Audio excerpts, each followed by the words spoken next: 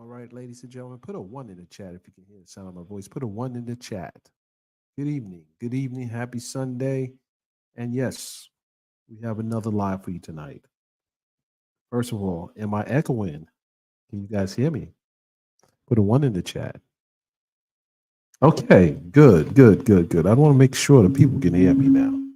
Okay, so what we're about to do is show you an interview that I did with the bodyguard who was testifying in the trial of Sean Puffy Combs when he was on trial in New York City for his gun case. There were some things that came out during that trial that a lot of you probably don't remember, but this was a trial where uh, his bodyguard, Wolf, who's now deceased, and Shine was on trial for.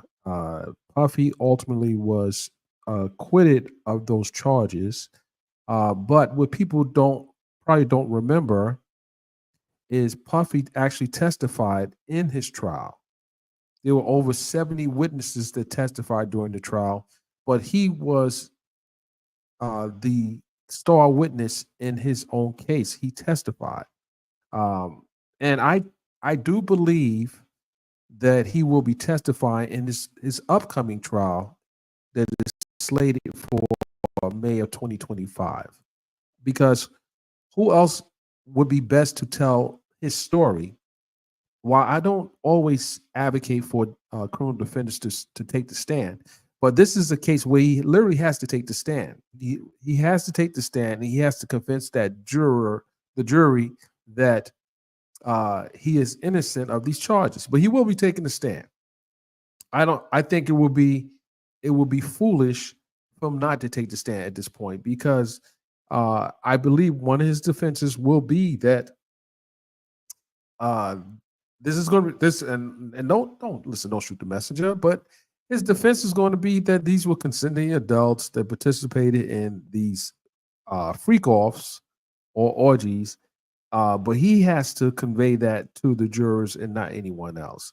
Now, there are going to be witnesses that obviously going to come in to testify to those other charges, uh, but then he's going to uh, have a counter to anything that's coming out against him. And what I saw in New York was that he had a bunch of witnesses that came in to testify on his behalf. Who didn't testify in that case was Jennifer Lopez. Uh, and for those who don't remember the case, he, along with Wolf and Shine, was charged with weapons possessions, and Puff was charged with bribery as well. He was charged with bribery and weapons possessions. So it was interesting, from my recollection and my notes, that there was the driver, I think his name was Feddersen, who testified that Puff was trying to one, he testified that when Puff got out the car, this was his driver for the night. When Puff got out the car, he put a gun in his waistband. And then when Puff got back in the car after the shooting, he tried to hide one of the guns in a compartment in the SUV. So there was a lot that came out in that case, but something that stood out for me, thinking about what he's being charged with now, is bribery. He, according to the previous indictment, he tried to bribe the driver. They tried to offer the driver $50,000 plus give J Lo's engagement ring as collateral. Well, the driver pretty much spilled the beans, and the driver actually sued Puffy for $3 million. And then Benjamin Brothman, who represented Puffy along with Johnny Cochran at the time, said that the driver was just trying to, it was a money grab, and we know how that case ultimately ended. It shined, he was found guilty of one, the aggravated assault, the weapons possession, and he was sentenced to he did about 10 years. But we do know now that the victim in that case is saying that she saw Puff shoot her. And also, the other part to this to that story was that there were actually two guns in the car with J Lo and Puffy. There were two guns in the car. One of the guns got tossed out the car, but they recovered one of the guns. With that said, ladies and gentlemen, we're going to start this show. Stand by.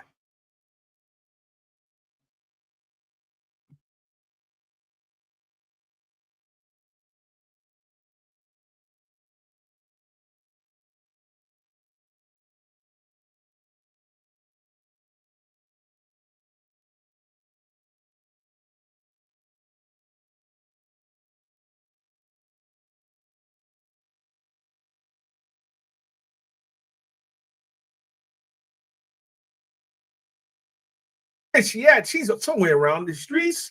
Thelma, are you there? Mike check.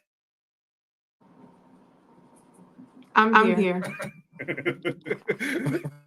I see her, but her lips weren't moving. But let's go, Thelma. So, Thelma, you and I had the opportunity to talk to an individual that was there the night of the shooting, and we're going to play some portions of that interview. But before we do that, we have to play. Not your keyboard, by the way. We have to play. We have to play We got money to make. Right. We have to play the Shine, some portions of the Shine interview.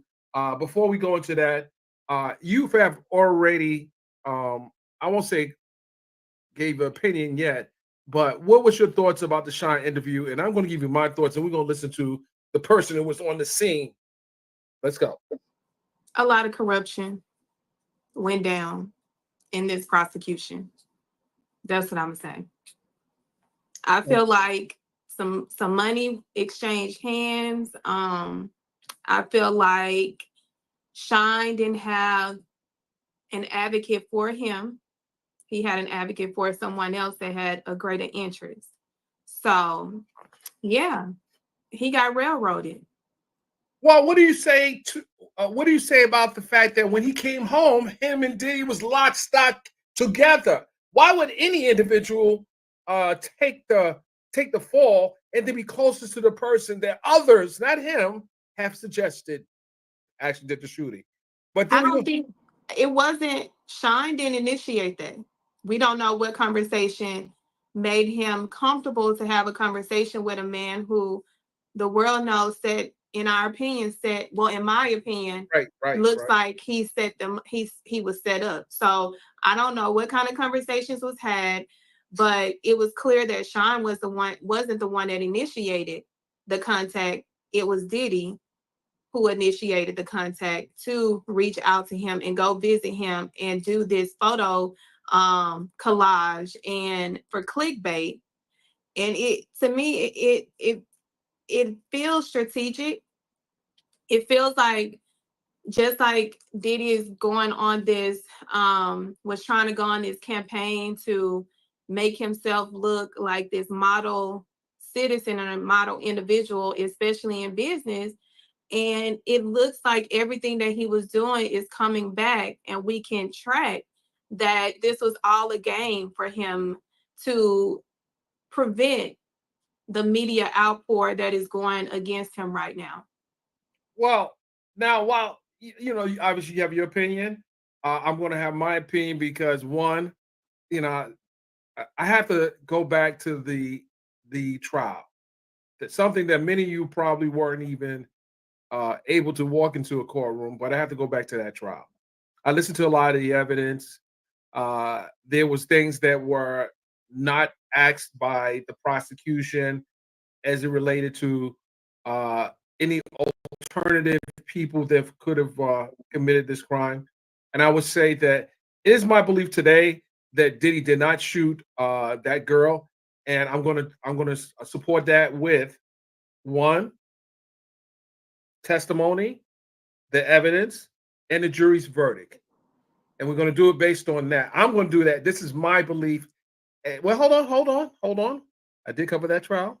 and I do have it. You covered it, but Hold on, clearly hold on. you the one that just stated that it was some stuff that wasn't used I- in the we- trial that could have been used. Well, And even more can I explain that? the best person who were situated to see somebody shoot them was the victim. So are you literally telling the victim and Shine that now, even almost 20 years later, that there's no possibility that this person could have, like she said, shot her? Well, let me say this. Even Shine said in his interview, we're going to play the interview, he never said Diddy was responsible for that. What he said was that he was innocent. He didn't say Diddy. And when he was pressed in the interview as to establish who could have done it, he said it wasn't him. That young man. Exactly. It wasn't him. I'm not talking about Shine saying that it was Diddy. Shine said that, hey, it definitely wasn't me. And the victim said it was Diddy. Okay. Well, that victim got on the stand as well. I saw her testimony. The jury did not believe her. You know why they didn't believe her, in my opinion? It's because she wasn't as clear that day as she is today. Which that is listen, you can listen. When you're in that witness stand, that's when you got to convince the jury. You don't know. How are you going to say that she wasn't as clear as she was back then as she was today? Because I covered the trial, and she definitely wasn't. What about her statements that she recently made contradicts and was not clear about what she said? Because clearly she said that Diddy was the one shot her. What about her statements have changed to say that she wasn't clear, because the only clarity she needed was to confirm who shot her? Well, you just asked the question. If she said that back then, the way she's saying it now, and the jury didn't believe her, they had a reason. And with that said, we're going to play the interview that was conducted earlier today. Stand by. Hold on. Yeah, it's sad and disappointing. I'm pissed off, to be honest.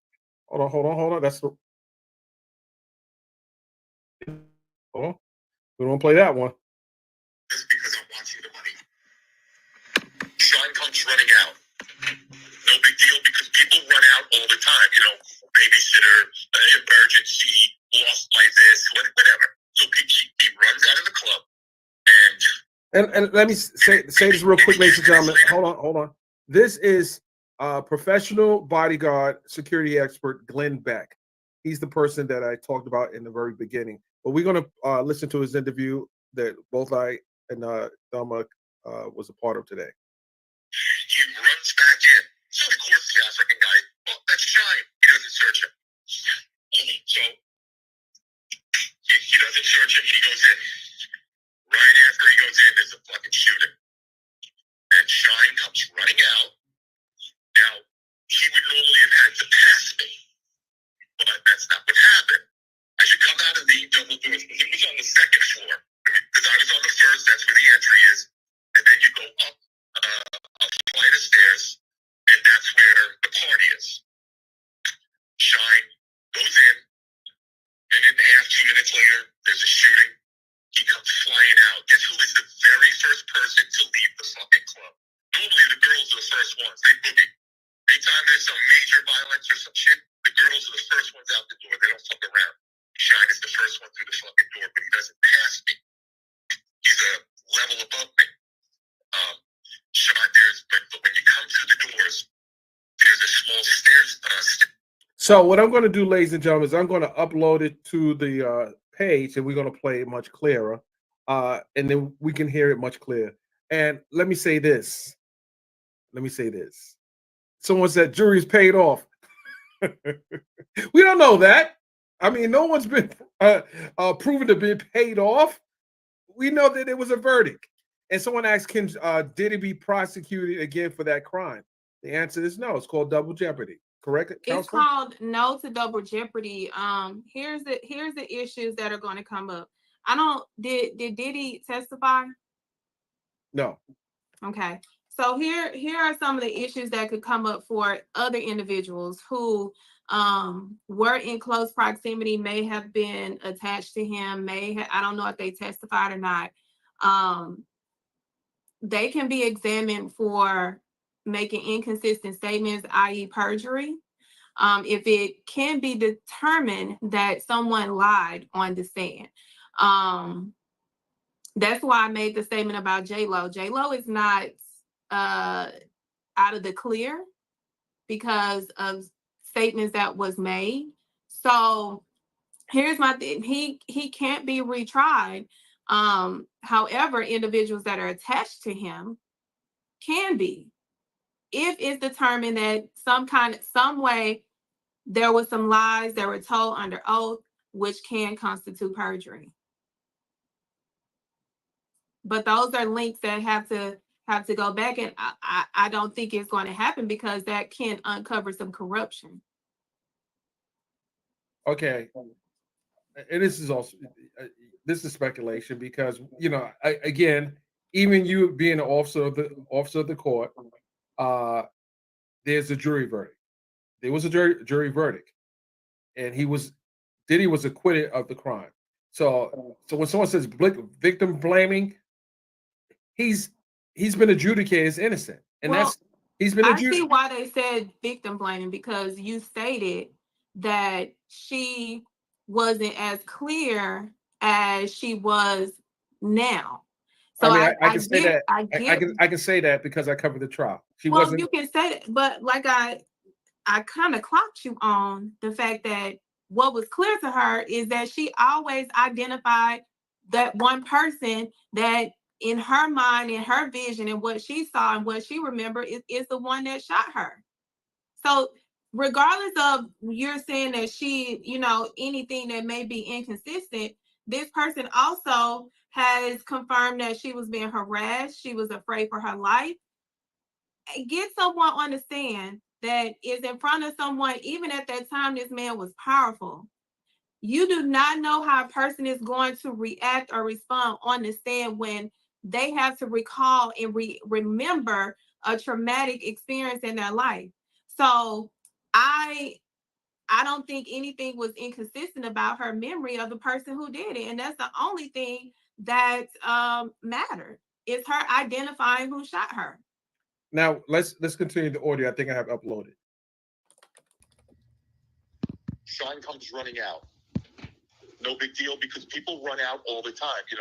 Babysitter, emergency, lost my this, whatever. So he runs out of the club, and minute, maybe 2 minutes later, he runs back in. So of course the African guy, oh, that's Shine. He doesn't search him. So he doesn't search him. He goes in. Right after he goes in, there's a fucking shooting. Then Shine comes running out. Now, he would normally have had to pass me, but that's not what happened. As you come out of the double doors, because it was on the second floor, because I was on the first, that's where the entry is, and then you go up a flight of stairs, and that's where the party is. Shine goes in. Minute and a half, 2 minutes later, there's a shooting. He comes flying out. Guess who is the very first person to leave the fucking club? Normally, the girls are the first ones. They boogie. Anytime there's some major violence or some shit, the girls are the first ones out the door. They don't fuck around. Shine is the first one through the fucking door, but he doesn't pass me. He's a level above me. But when you come through the doors, there's a small stairwell to the right, going up, 3, 4 stairs, 5 stairs. He runs up there and goes through that door. That door leads to the hotel. Then he comes down those stairs and comes flying out. And mind you, there was just a shooting and everybody fucking knows it. There's 2 uniforms outside. And some guy coming out of a club, and there was just a shooting, so they nab him. He's got a gun on him. So they arrest him. So that's the first portion. The second portion, Miss Thelma, is this. Now, mind you, I wasn't inside for any of this, but now Puffy and his crew come flying out. I mean, it's like Shine, Puffy and his crew. He's got security with him. He's got some professional guys, and then he's got guys who are just tough enough to be a security around him. So they come flying out, either the first or the second step, maybe it was the third, whichever one, coming down the stairs. The stairs are circular. It goes down, it goes, okay, imagine coming out double doors, right? There's a small landing. Hold on. There's a small landing. To the right of the landing is the door where Shine escaped. If you go forward a step or two, the landing goes directly to the right and goes down these stairs. The first, second, or third, I think it was the second step, was broken. It had been broken since the day I worked there for months. And people fell down these stairs constantly. So Puffy and his crew are moving at breakneck speed. They got a boogie. They slip down the fucking stairs. All of them. Because one is pulling, one is pushing. His bodyguards, one is pulling, one is pushing. And Jenny's in the middle. They come flying down the stairs, but the wall doesn't, like when you get to the bottom of the stairs, it's not a flat wall, it's circular. What happened was, whoever the first one was, it might have been, I know him too, correctional officer, I can't remember his name right now. His shoulder hit the wall, but he didn't stop because it was circular, so he kind of rode it around, like it's on tracks or something. They all did this. They get up, they go down the stairs, and they all leave. All right, so whatever happens, right? They're driving. From what I understand, it's alleged, from my perspective, because I wasn't there, that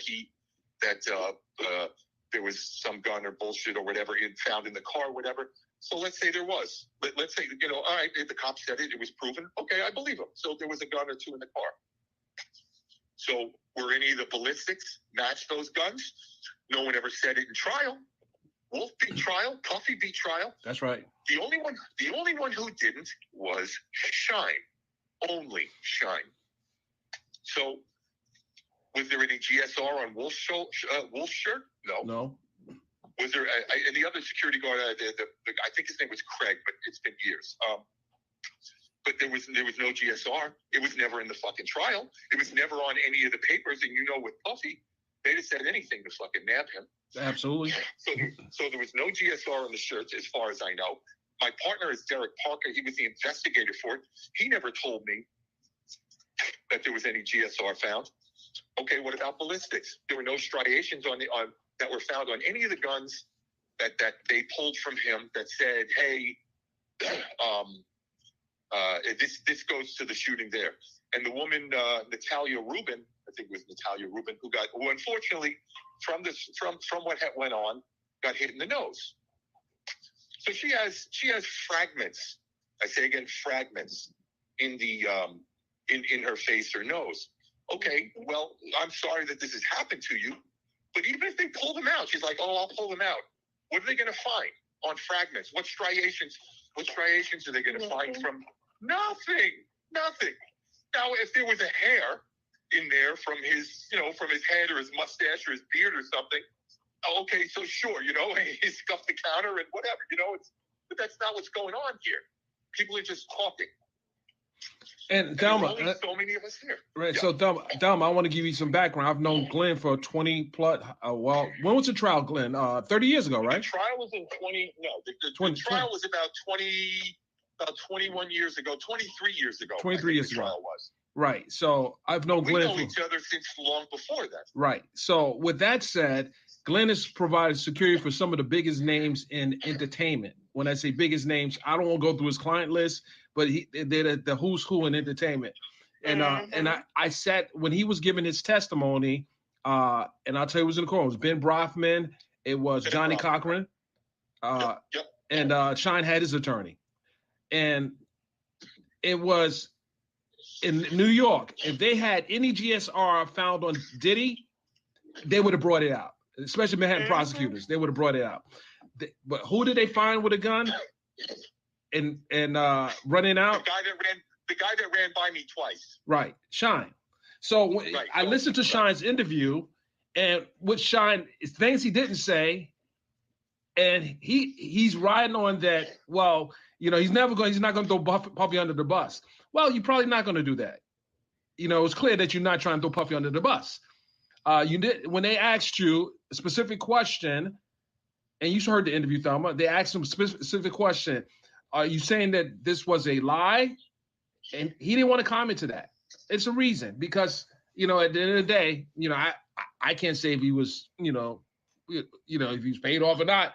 But at the end of the day, there was nothing to support Puffy being convicted. It was he had some of the best attorneys there, but there was also some really the best prosecutors on the case as well. And you have Derek Parker, who's by far one of they call him the hip hop police back then, right, Glenn? He was he was the original hip hop cop in America. He was the guy that figured out all the crimes. They used to send him to other states and all kinds of other stuff to talk to teach police, detectives, and cops how to deal with the rap, how to go around looking for them, how to figure certain things out. He was an intel guy, and he did it all on his own. He was the and only hip hop cop. Yep, that's right. So, Thelma, any questions for Glenn? No, not necessarily, because the one thing that I do know, because I've been a former prosecutor and I've been taken off of high profile cases because I've found too much. Something in my spirit is telling me that there were things done behind the scenes with these prosecutors as to why and how his case ended up being an acquittal and Shine ended up being a conviction. Maybe because. Right, so let me get it, Glenn. I met Matthew. He and I got along immediately. We're both U.S. Marines. He was an officer. Actually, he was an officer at the time. He was a lieutenant colonel in the reserve, and he used to go and fight during one of I think the first war. He found I think it was Desert Storm. And it was Desert Shield and Desert Storm. Okay, ladies and gentlemen, I know my co-host has a show. She has a 5 minutes. You got to be there 5 minutes. She has a interview to do with one of her clients. So I want to possibly bring her up once she's done. But she has to go do some other girly things. I don't want to talk about what you got to do. But we're gonna continue this conversation. I want to thank you. We're gonna continue playing what Glenn has said, and you need to take yourself off of mute. You're on mute. I know. I'm trying to leave out like the church people. No. We listen. You know what we do when we see them trying to sneak out while putting that money in the plate? We shut the doors. Bye, y'all. Thank you, Dama. Thank you. All right, ladies and gentlemen. So, I want to continue playing. First of all, before I continue playing his interview, I saw Ann up in the comment section. They were paid off. I can't follow you no more. You're victim blaming. No, Ann. No, I'm not. All I'm saying is, when people say stuff like the jury's paid off, people were paid off, it's corruption. None of that has been proven. Years later, 21 years later, and people are still saying, now all I can say this. The victim believed that Puffy did it. The victim believed that. That's what the victim believed. And I'll say this. Just because that is her belief, that doesn't necessarily have to be my belief or any other person's belief. And clearly the jury didn't believe her. And someone has asked a question, why didn't the jury believe her? Not because they were paid off. Just ask a logical question. Why didn't the jury believe her?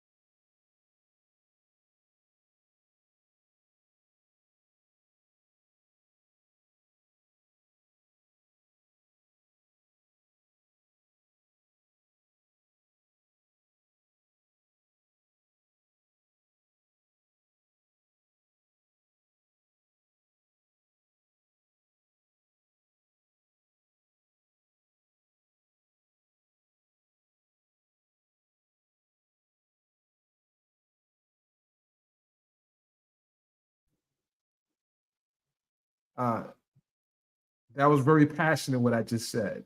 I know you missed it. So what I said, I'm sorry, you didn't have sound.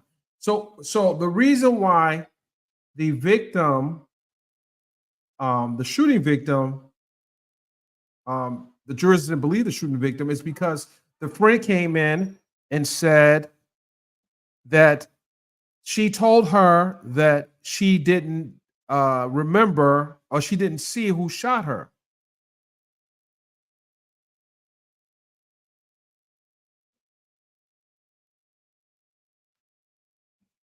This is what she testified to. First of all, put a 1 in the chat, ladies and gentlemen. Make sure you guys can hear me. Put a 1 in the chat. Make sure you guys can hear me.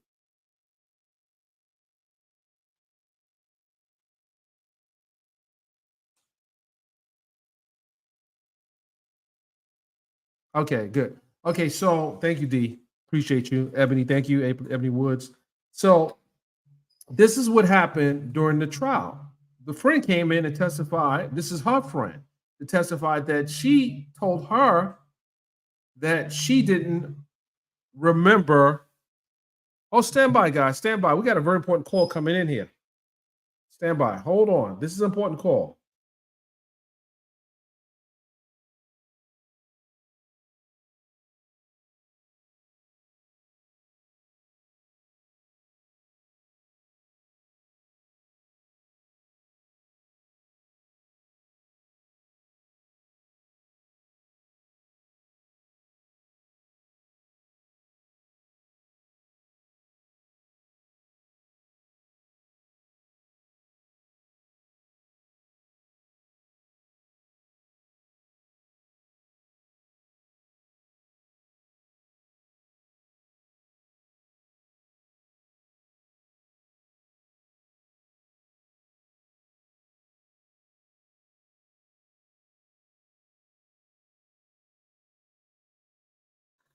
Okay, guys, you with me? Okay, so that was the bodyguard. He just called me. But he's right in the middle of something. He thought it was an emergency, but I didn't want to bring him on. He wasn't ready for the to join the live. In any event, why did the friend testify? Her testimony didn't support what the victim said. Now, some like V. Lenore, would probably believe that the victim might have had a lapse of memory during that time, and our memory got stronger during this time. Can anyone think why the victim didn't say that during the trial? Why didn't she say Diddy shot her during the trial?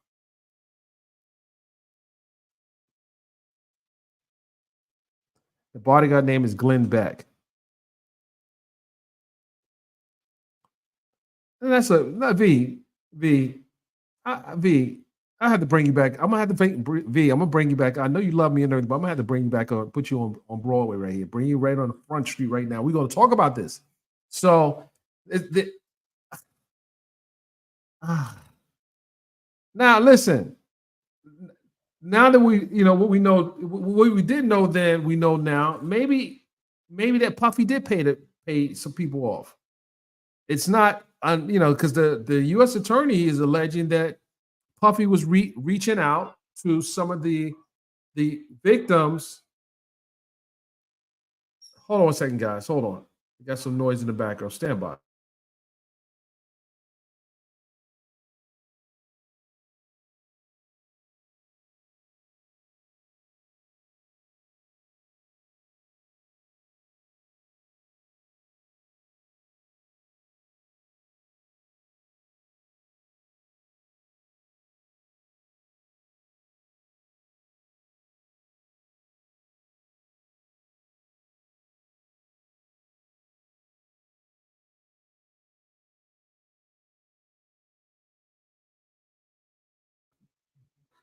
So, in retrospect, there may be some truth to not only what she said, but do you guys think J-Lo will be pulled back into this situation? Do anyone think J-Lo will be pulled back in in Puffy's case, based on what has come out already? Do you think there's a possibility that J-Lo will be pulled back in? And if so, what would be the reason she would be pulled back in? Why would she be pulled back in? Because it would be, well, she wasn't charged.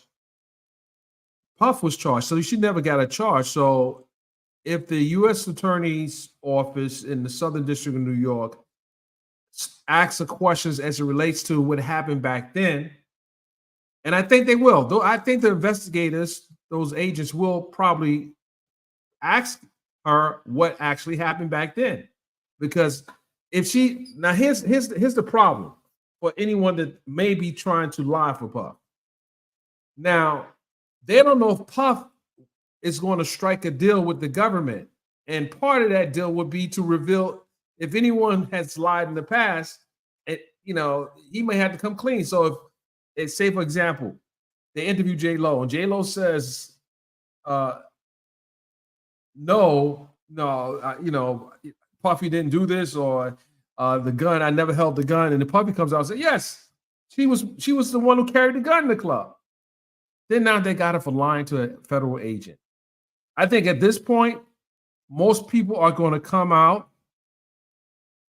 and be more candid about whatever role that they played in helping hiding evidence or who was complicit, because no one wants to be in a situation like Puff. Now, let me give you an example. Mayor Eric Adams was recently indicted for some crimes involving bribery, etc.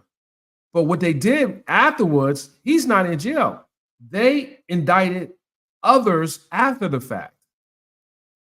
They indicted one of his aides for trying to convince some individuals not to cooperate with the federal government. And they told the people that he was trying to convince not to cooperate with the federal government actually told those people told the federal government that he was trying to tell them not to cooperate with them. So now they got him on obstruction of justice. So I think at this point, it's probably going to get a little more messy for Puff. I think so. Well, they sent out 300 subpoenas, and they're talking to a lot of people. And I think, so how would that tie? I guess the next question was, how would her being interviewed tie into this particular case as it relates to, well, was he doing free calls when he was engaged to J-Lo? Maybe she'll come and be a character witness for him. What does she have to lose? She may come back and be a character witness for him. And then here's the other thing. Cassie, we know, is the victim number one. Do you think her credibility is shot because she might have participated in some things? Do you think that the defense attorneys representing Puffy is going to allow her to wing a alternate reality to what they know? Do you think that's going to be the case? Because at this point, Puffy has to assemble a dream team to defend himself. The federal government already have, I think, 6 prosecutors now that are on this case. Puffy needs more than just 2 attorneys on this case. He needs an equal amount of attorneys, if not more, in anticipation of a superseding indictment that may come down the pipeline. So him having just 2 attorneys, I don't think that's a smart move. I think that we're just talking strategy and how this case can go from one, because they're going to have to challenge every witness that the government comes in. They're going to have witnesses to refute what the government's witness is. So I think it's not realistic that this trial, that people think this trial is going to last, or the government think that it's going to last just a week or 2 weeks or 3 weeks, a month. This trial is probably going to go about, I would say, 90 days.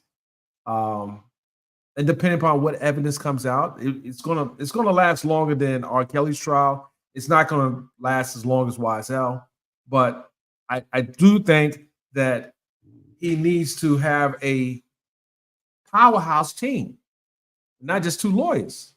At this point, you got six prosecutors with an unlimited budget to prosecute them.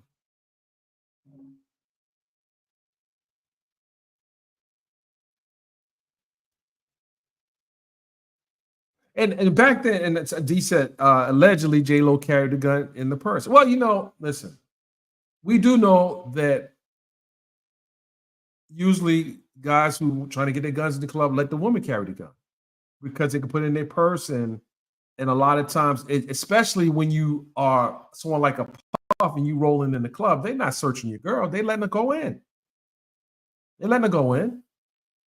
And I don't think they search Puff either. I need to ask. I don't think they searched Puff either that night.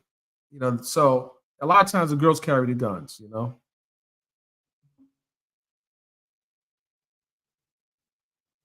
So V said, I'm not confident that Diddy will expose a lot of the people for fear that he will end up like Epstein.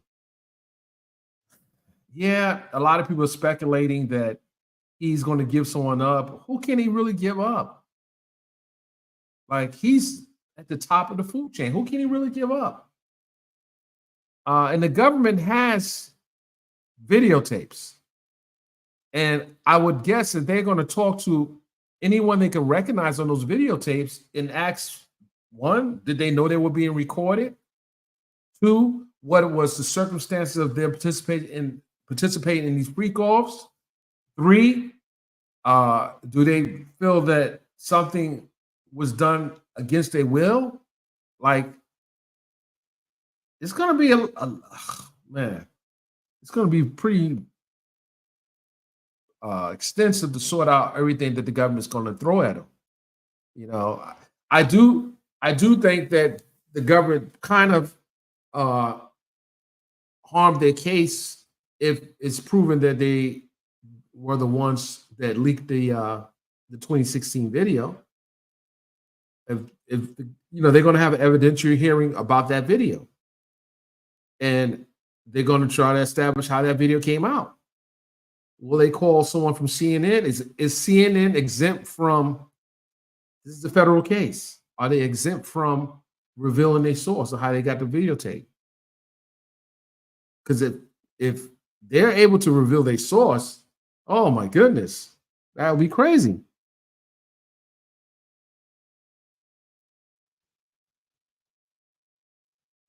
Well, I don't think someone says he's going to get 20 years. I think if they don't upgrade the charges, he's looking at life. But I think that because he has no priors, maybe 15 years. And the whole forfeiture thing, that's what they're looking to take all his assets. They're looking to take all his assets right now. If he's found guilty on any of the counts, they're looking to take all his assets. And I think 15 years is probably, yeah. Of course, CNN is not required to, they're not required to reveal their sources. They're not. And whoever leaked it to CNN knew that. So, I don't know. And listen, stop throwing Jay-Z in the mix. You people just doing too much. Yeah, why are you throwing Jay-Z in the mix? Why are you throwing Jay-Z in the mix? You see what happened to Piers Morgan. He allowed Jaguar right to get on the platform just to say anything. The government's not looking at Jay-Z. At least I don't think they're looking at Jay-Z right now, So I don't know. Well, Puff purchased the tape. Someone said, did Cassie have a copy? Puff purchased it. Did Cassie have a way of getting a copy of it? Because if she had a way to get it, Who else had a cop access to that tape? And the other question I would have, why, Puffy, if you bought the tape, why are you saving the tape? Where was the point of saving the tape? You catch it, you kill it. You don't save it, you catch it and you kill it. What was the point of Puffy retaining that tape in the first place? What was that all about? That tape served no value for him to keep. So why would he keep that tape? I don't understand that. I mean, that made no sense. It's like, oh my girl, South Side in the building. South Side, Chicago in the building. Yeah, it was no point of him buying the tape and not destroying the tape, because it's in the reason why you purchased a tape like that, so it never see the light of day. That was probably stupid for you to have it in your safe. Even if the government did leak it, what was the point of you holding that? That was not the smartest thing to do. And in most instances, people are getting rid of that. They're destroying it. They're taking the phone. You got the phones. He has the phones. He's keeping the phones. He's keeping all these. What do you need all these phones for? They had 90-something phones. What do you need? What is 90? Listen, what do you need 90 phones for? Who? First of all, did he own all those phones? Because a lot of times the security will take the phones, but that security will take your phones. Why is he keeping the phones? So I don't know what was on those phones, but that's crazy. Tom Rod, shut up. Nobody defended it. Puffy, we just having a conversation. No one defended Puff. You want me just to say, oh no, just look at it one way. He has to be prosecuted. Like, this is America. Everyone has the right to their day in court. There's no defending anyone. We're just asking questions.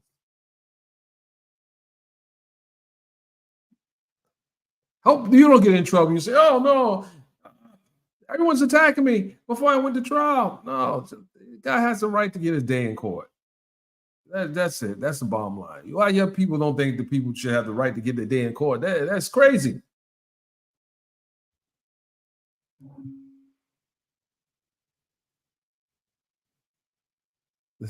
I don't know. Someone Billy said, "What's going on in the rap world? Are they okay?" I'm not. That's one thing I can tell you. I don't know everywhere else. Now, first of all, why is my future wife trolling me in the comment section? V. Lenore, what are you doing? Don't troll me in the comment section. The ring gets smaller. They don't get bigger when you troll. It gets smaller. Oh my goodness, I can't. So oh my goodness. Someone said someone in the entourage. Well, it could be. First of all, who's that stupid to keep a tape like that can incriminate you around?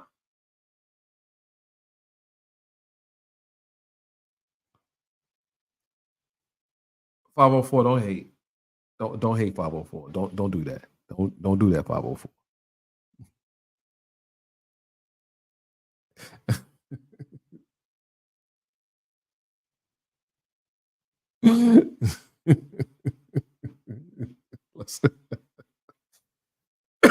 Oh my goodness. Oh man. My trolls have arrived. They have arrived. But yeah, this is a case that's going to be pretty much probably the biggest. This is while OJ Simpson's trial was big, this is going to be. But see, the difference is no cameras. It's going to be a lot of journalists reporting it from note taking. That's it.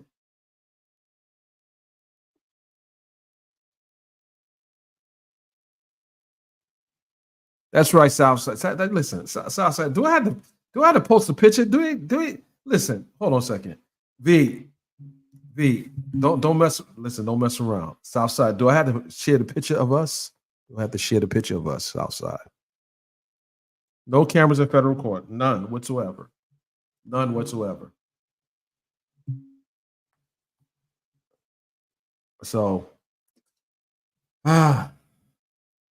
And I don't think the law changed between now and May where cameras going to be allowed in the courtroom. Oh, see. If listen, V, if I drop the link for you, I'm bringing Southside up too. I'm gonna have to. I'm gonna drop the link for you. I'm gonna put Southside out there too now. I'm gonna drop the link. Hold on. I'm gonna drop the link. I don't want none of yours. There we go. You got 5 minutes. Oh, she has 5 minutes. You listen. You better come on camera. You ain't just gonna come in here and just we ain't doing that. You get on camera. Barbara said, "Don't drop the link."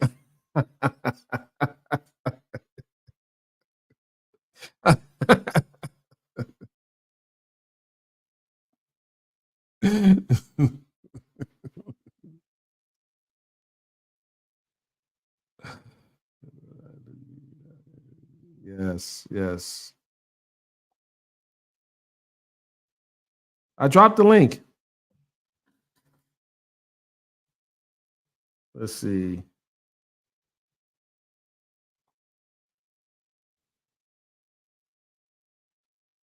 She ain't get on camera. See, she playing. She ain't get on camera.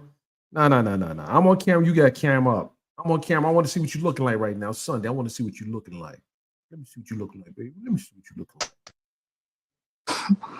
Hi, Dennis. Hey. How are you? I'm doing good. How you doing?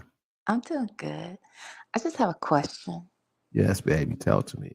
You saw Southside Chi-Town? Yeah. She didn't pull up. I saw her. Oh, where did you see her? She came to the court. She came to court. Oh, in Atlanta? Oh yeah. She just pulled up. She no special. She just pulled up. That's nice. So you made time to see her.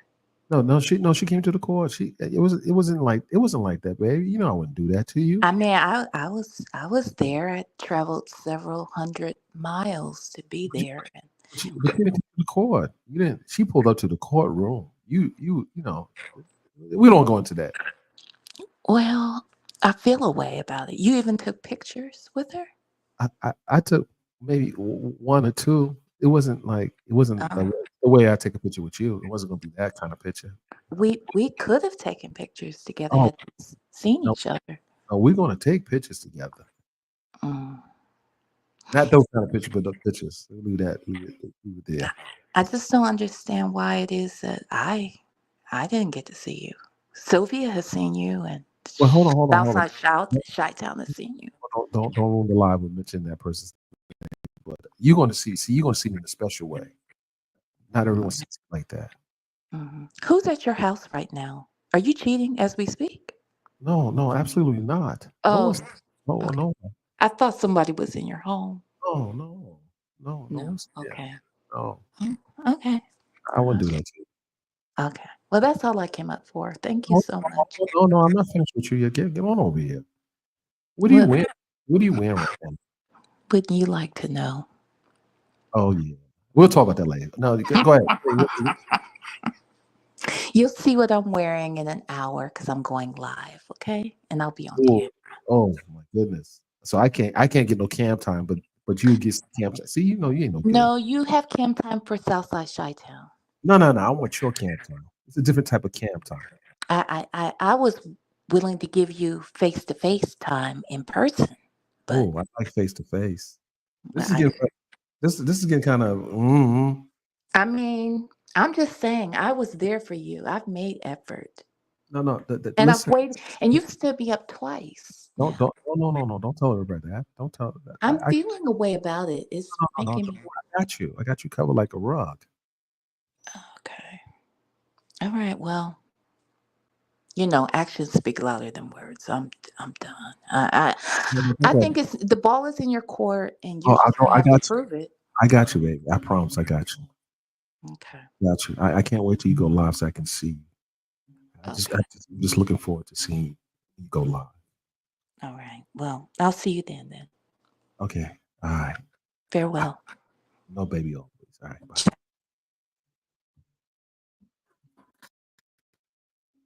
Okay, guys. I'm sorry. King Combs. What? Hell no.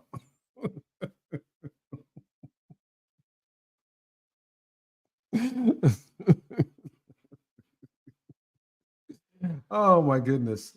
Listen, do you think Johnson and Johnson took a hit, took a loss with this whole baby oil stuff? Do you think their stock dropped? Do you think parents are going to walk in the store and buy baby oil for their kids?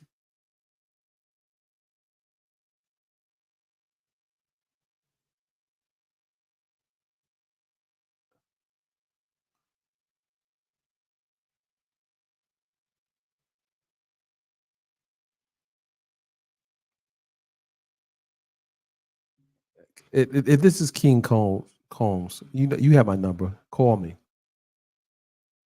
You have my number. Take that. See, fall back. You're trying to pull me in that case. I'm not trying to be in that case, ladies and gentlemen. I'm not trying to. I'm covering it. I'm trying to be in it.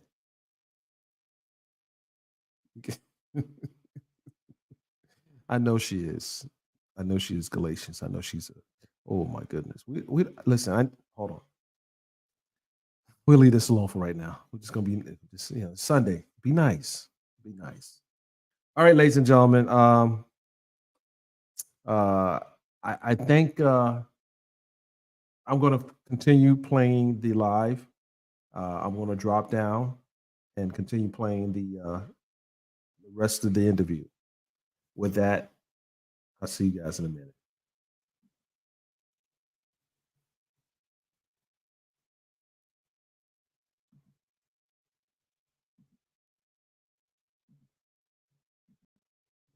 Why? And you got to give me a logical answer, not just say because they were paid off, because that's not that. It's no proof. Nothing came out that ever said that a juror was paid off. So when we say believe the victim, do we give victims blanket belief, or do we at least look at all other possibilities? Because Shine was caught with the gun in his hand after he cut through the Club New York and ran through the hotel. He ran right into the arms of the police with a gun. He ran into arms with, at least one thing for certain, two things for sure. He would not be on trial. He would not have went on trial if they didn't find a gun in his hand. And why did others say, see, you guys got to get the transcript. You got to look at the transcript because a lot of you didn't even cover the trial. You probably even step in the courtroom.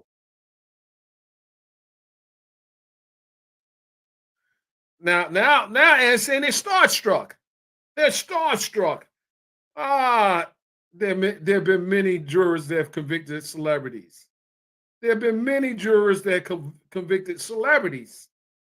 So that's not even something that I can consider right now. The jurors are starstruck at times. I agree, but how do you know that was the case in this verdict? They all had a unanimous verdict. A unanimous verdict. Hey, Dennis, I got a quick question. Who we saying has GSR? Puffy never had GSR. He never had any. If Puffy had GSR anywhere on his body, that would have been a part of the trial. That's the other thing. Johnny Cochran, along with Ben Brofman, made that a point. My client doesn't even have GSR on him nowhere. My client doesn't have GSR on him anywhere.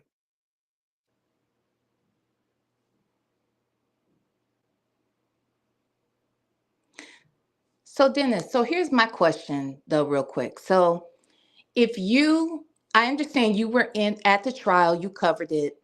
I understand that they found him not guilty, right? But now in retrospect, understanding that the witness being the victim, that is, you said that she identified Puffy as being the shooter, but you're saying she didn't appear as clear as now, right? Well, her friend testified. She said she said Puff shot her, but her friend testified and said she told her she didn't. She told her friend that she didn't remember who shot her, or she was down on the floor. She didn't see who shot her. No, she said she didn't see who shot her. This is what she testified to. But the friend testified to that. So here's my thing. So let's just take all of that. You got to. He was suing Puffy during the trial as well for millions, and he paid her. He was paid. So explain that. I don't know. He settled She with her. said that in the interview. Well, I didn't see her interview. I didn't see her. But here's my thing though. Okay, so we understand you were there. We understand that Shine went down for it. We understand that J-Lo did not testify. We understand all of those things, right?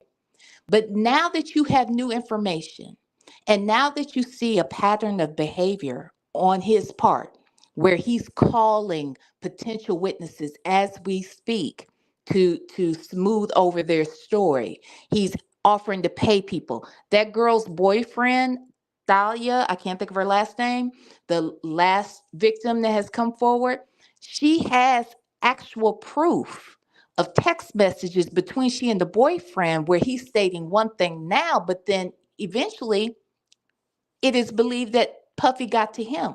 So my question would be, hold on. So what came out on TMZ is that the boyfriend is saying that she offered to give him $3 million if he backs but her. more text messages came out after that, Dennis. And what came out after that is proof that this guy is who alerted her of the video, and that he also spoke with her about who she was going to go after, that kind of thing.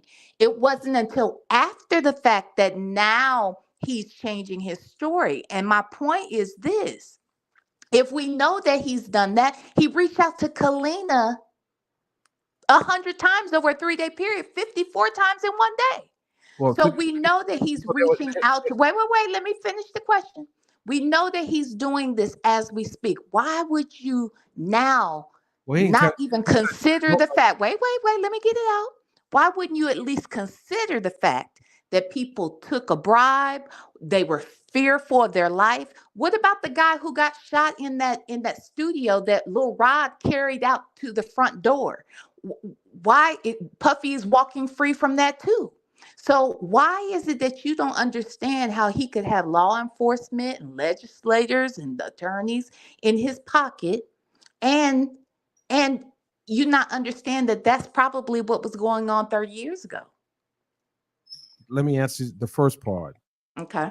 The first part. Mm-hmm. The example that you gave about the text messages just shows that person, the person that I believe Gloria Aldridge is representing. Yes. She has a problem with her case. No, she doesn't. He did not show the whole text message. Well, hold on. I interrupt you. Hold on. Let me get mine off. So the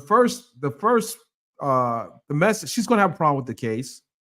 Do I believe Puffy is a possibility that he tried to get to other witnesses in the earlier case? There's a strong possibility. And yes, he did contact Kalina Harper at least 56 times. Why was he contacting her? No one knows, but I do think that she's going to probably be a witness in the for the prosecution.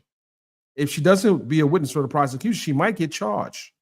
So, I mean, do I think he has money? If he's guilty, he probably did have some people reached out, or his investigators. You know, that happens all the time. But they still got to prove it. We got to see what the discovery is. Because at the end of the day, we got to find out what's in the discovery package. You know, we got to find out. Why you not saying nothing, V? You got to speak up. Why you got me? Dennis, don't play that game. Come on now, stop. Look, why don't you understand that you didn't see the whole text message? That woman doesn't have a problem with her case.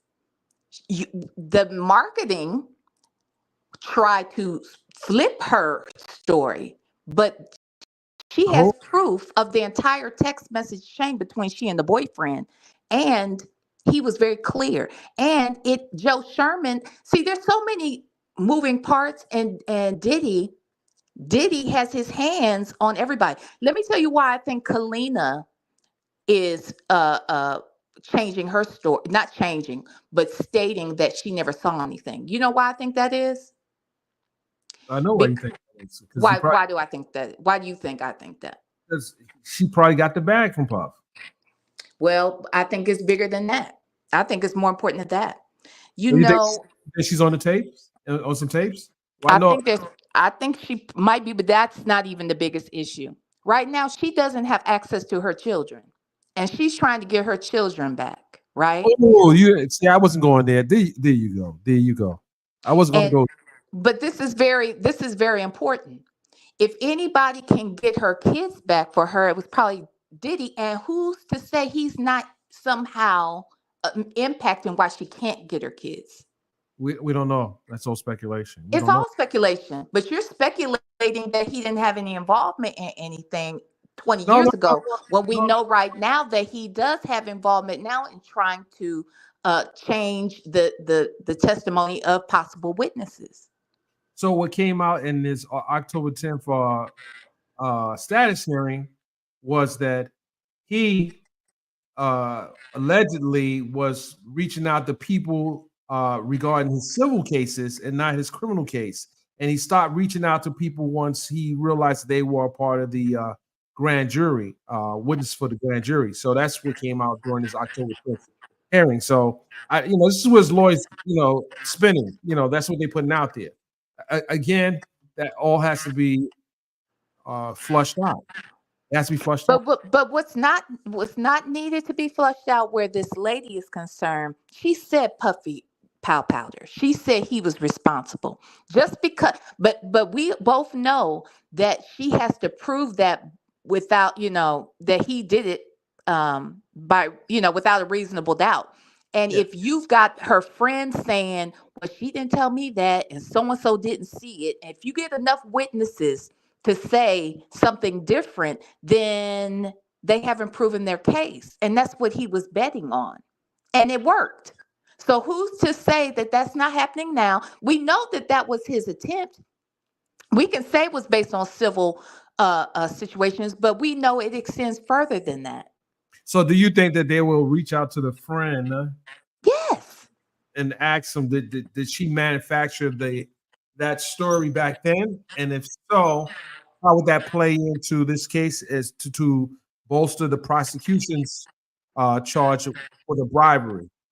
It depends on, so I feel like this is the same scenario with like J-Lo. I feel like there's a possibility that J-Lo could receive immunity, and that way she can come in and tell the truth about carrying that pow in and taking it out and all of that. Same with these friends. Maybe not. They will be offered immunity. They may not want to say that they lied at this point because that's perjury.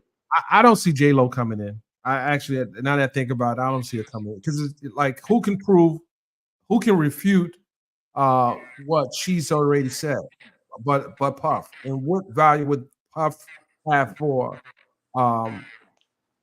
Shine has already said that this man has ruined his life. So why would Shine say that Puffy ruined his life how could he have ruined it outside of him taking the fall for Puffy? What did he mean by that?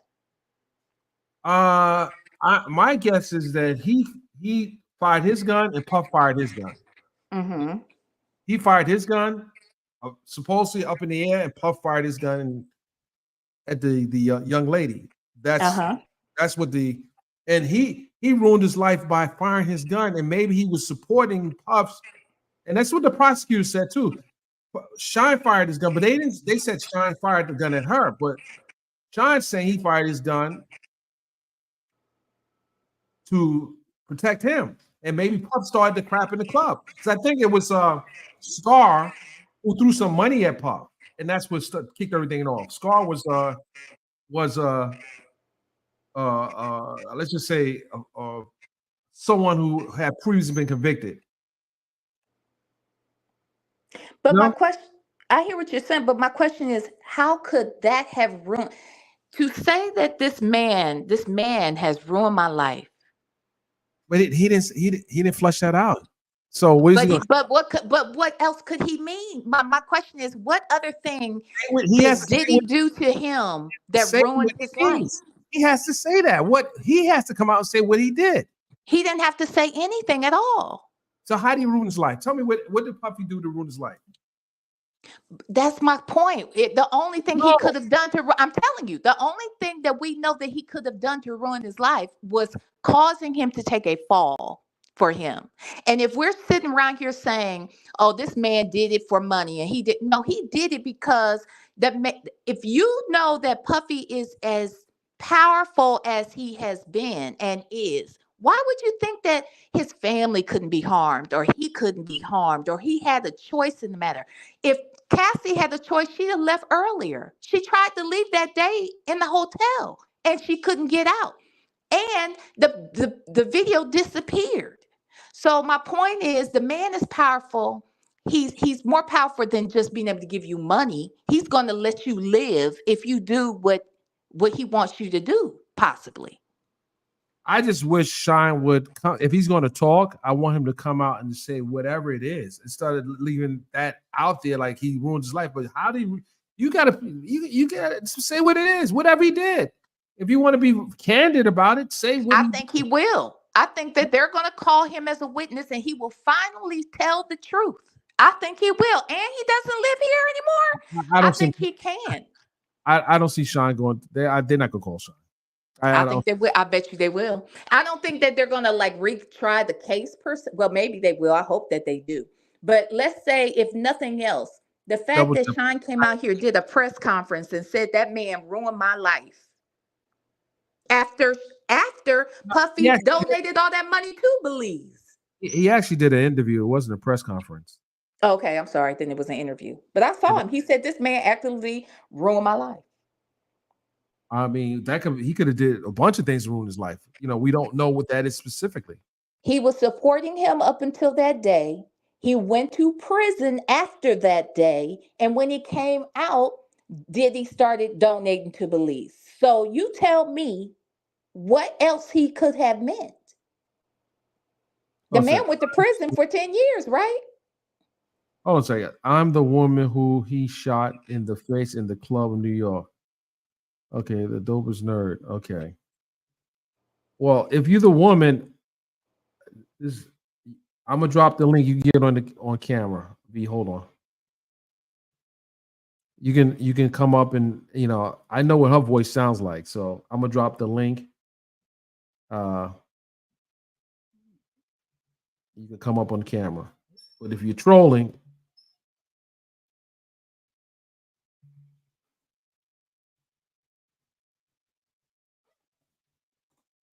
I'll drop the link. Click on the link.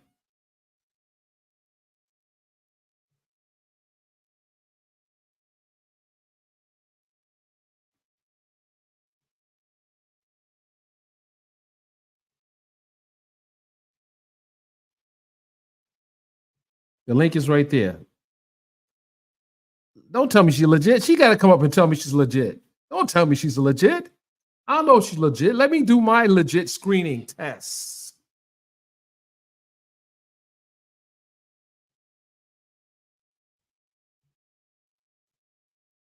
So the link is right there. Don't tell me she's legit. She comes up. I know she's legit if I hear her voice.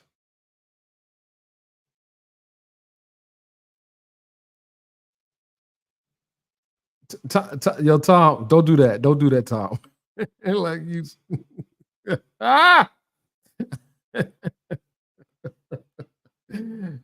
V, I'm sorry. Are you getting ready for your show, V?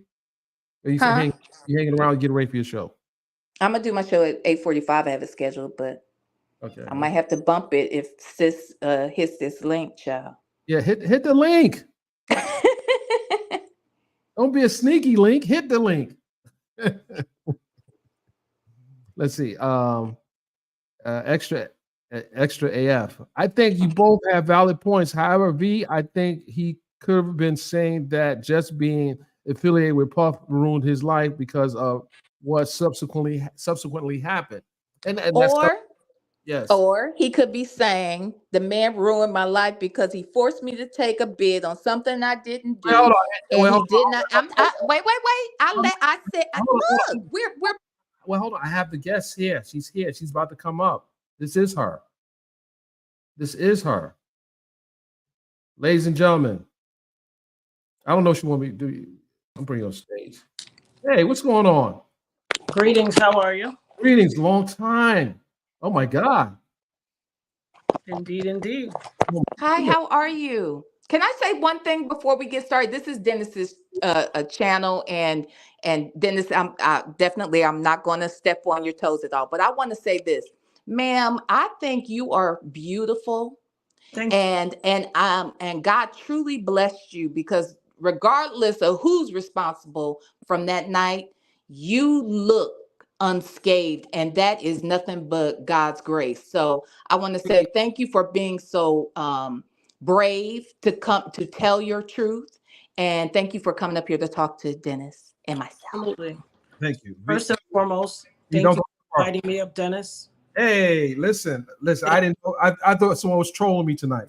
No, I'm a content creator as well, and I'm always out here watching the stories. And so first and foremost, thank you so much for that. And one thing I want to say is that I've been in these truth-telling streets. December 27th, 1999 will be the 25th year of survival for me, my 25th anniversary. And I've been in these truth-telling streets for 25 years, being disrespected by people who look like me, by being called, this younger generation, I'm capping and all this stuff, and I'm a plant, and I'm a plant. I am a woman from Brooklyn, New York, of Caribbean heritage. Plant. I got too much integrity for anybody to make me a plant. And these 9 bullet fragments in my face that still continue to affect my life makes me as real can be. When people comment on how good I look, and I thank you for that, sister.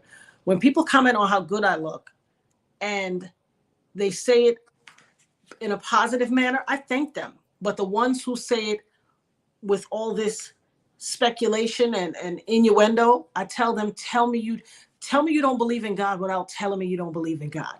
I literally had somebody argue me down on the internet, not knowing that I was the woman, telling me the woman is evil, she's a liar, ain't no way she got shot with a 9mm in her face and she looks that good. She's a straight liar. I said, how you gonna say what somebody went through? Oh, she lying, I could tell. I said, well, she is me, I'm her. With that said, he had nothing else to say after that. With that said, it's been a long time. Indeed. And you weren't able to watch the whole trial. You were there for your testimony. I wasn't able to watch. I was there for my testimony, but I wasn't there because I was a witness. Right, I couldn't be there for the entirety. In fact. So I was on the court TV the other night, and Vinnie Politan was also covering the case as well. I'm familiar with the name. So first and foremost, what is your thoughts about Puffy being indicted by the feds? What's your thoughts about it? What I can say is it's a long time coming. And first, let me preface everything by saying these are my opinions, and my First Amendment right to free speech is protected by my inalienable right, as protected under the United States Constitution for which I was born. Let me say that first. Secondly, I give all honor and glory to God. I have been on a faith walk for the entirety of my life. It hasn't been easy. And especially within this last 25 years, it has not been easy. But what I know about the Most High God is he is an on-time God, and he saved me. He kept my mind, my body, my spirit, my soul intact for a time such as this. I tell people all the time, my grandmother had a very dear friend named Jean Smith. They were both from Trinidad. Jean Smith came to America before my grandmother. When my grandmother finally arrived, they found each other again after a few years. And Jean, my grandmother was a hairstylist, and Jean was her customer. She came to get her hair done, and she looked at me and she said, Vivi, My grandmother Vivian, God rest her soul, you need to really protect and cover this one. She is special. And she said, come here to me, young lady. And I came over to her and she held my hand and she held my chin with one hand. And she said, people will come from far and wide to hear you speak. By the almighty grace of the living God, the Holy Spirit, and his son Yeshua, I have sound mind and body, and I will speak. The governing doctrine that I follow, the Bible says, cry aloud and spare not. It says, touch not my anointed and do my prophet no harm. And you best believe I'm going to speak until God takes me home. I wish I had the opportunity back then to talk to you, but you, as you know how when the verdict came in, the cameras were focused. Yeah. When the verdict came in and we went downstairs, there was a big press conference with Benjamin Brofman and Johnny Cochran. But now that you know you've been telling your story even while Puff was out. So did you get any pushback from anyone from his camp while you was telling your story? Did they try to silence you after the fact? Everyone has. Everyone affiliated with their side, Shine's side and his side. But let me tell y'all something. No document or contract can stand when there are material misrepresentations, false pleadings, omissions of fact, and when the tenets of the agreement have not been fully met. It voids any document. That document has been void since 2011. And the God I serve, I keep telling everybody, you want to shut me up, bring Jesus with you. My mama couldn't shut me up growing up. I'm 54. I ain't going to start being quiet now. 54 young. Are you still in communication with the young lady who said she was your friend? Are you still in communication with her who testified? Well, a few people testified. Which one? The one who said that I don't remember her name, but she said that you had told her that you didn't see who shot you. Absolutely not. First of all, it took the internet. So many things have happened since then. And it took the internet to pose questions to me that in 25 years, I didn't even pose to myself and to God. The people on the internet said, you came there with a bunch of friends. Where did they go? I couldn't tell you. They disappeared on me. I don't know. I will say the one friend who I found out years ago who was continuously looking for me was Big Stacy. But the rest of them disappeared. We have a saying, you know, in the culture, you leave with who you came with. If that stood as true on December 27th, 1999, one of them should have rode with me to the hospital. No one did. I was in that ambulance by myself with the EMTs. Wow. And if you remember vivid, were you there? You weren't at the club. I was at the courthouse. You're at the courthouse. Okay. So you remember vividly, there is a reporter, and I don't know where he is. I don't know how to find him. Peter Noel, who was a reporter for the Village Voice at the time, he said unequivocally, a lot of people walked in this courthouse and put the gun in Puffy's hand, and only a couple, Natanya made it stick and fire. He was willing to speak truth to power. Back then, it was respectability politics. Everybody wanted to still be down with the notable artists who had power, influence, money, wealth, all of that. And so they had to pick a side, me or the culture. And they chose the culture. I had people curse me out on the street. When I was with my mother one day and my face was bandaged up, curse me out and call me everything but a child of God because I survived getting shot in the face by their favorite rapper. That is insane. People who look like you and me. That we got to reframe our narrative. We have to elevate our moral plateau. People that look like me and you cursed me out because I had the audacity to survive. What kind of craziness is this? We're living in a sick world and we are the Ebola virus of our own lives. We are the flesh-eating bacteria of our own culture. And it's time that it stops. Do you jumping on now because it's it's Reeves Ghosh to jump on now and say, yes, he's a bad guy. Where were they 25 years ago? Half of them that are talking on the internet weren't even born. Listen, Let's be honest. A lot of them weren't even born. I don't like to separate people. I believe in intergenerational, dialect and dialogue. But let me tell you something. I want Gen Z and Gen Alpha to sit this out. They disrespectful in a special kind of way. On the internet calling me everything but a child of God. Why am I so bad because I survived getting shot? Why am I the bad guy? Do you think everybody knew what happened? Let me ask you a question. Do you think back then, and I think I think it was some conversation back then, with some suggestions that the witnesses that were going to testify, which you flipped their stories, do you think they were bribed? Of course, tons of people. Somebody who was with me literally said, I didn't see what happened. I was tying my shoe. Now, in the 90s, think about 90s fashion. I think that's been you brought. know any grown woman that was wearing a tied shoe to go to a club? She Unless it was Tim's, from Brooklyn. These were my girlfriends. We were all dressed. Okay. Dressed. Black women grown 1999 dressed. She said, I was tying my shoe. I didn't see what happened. What shoe? You didn't have a lace on your shoe. I remember what you had on. You had no shoelace.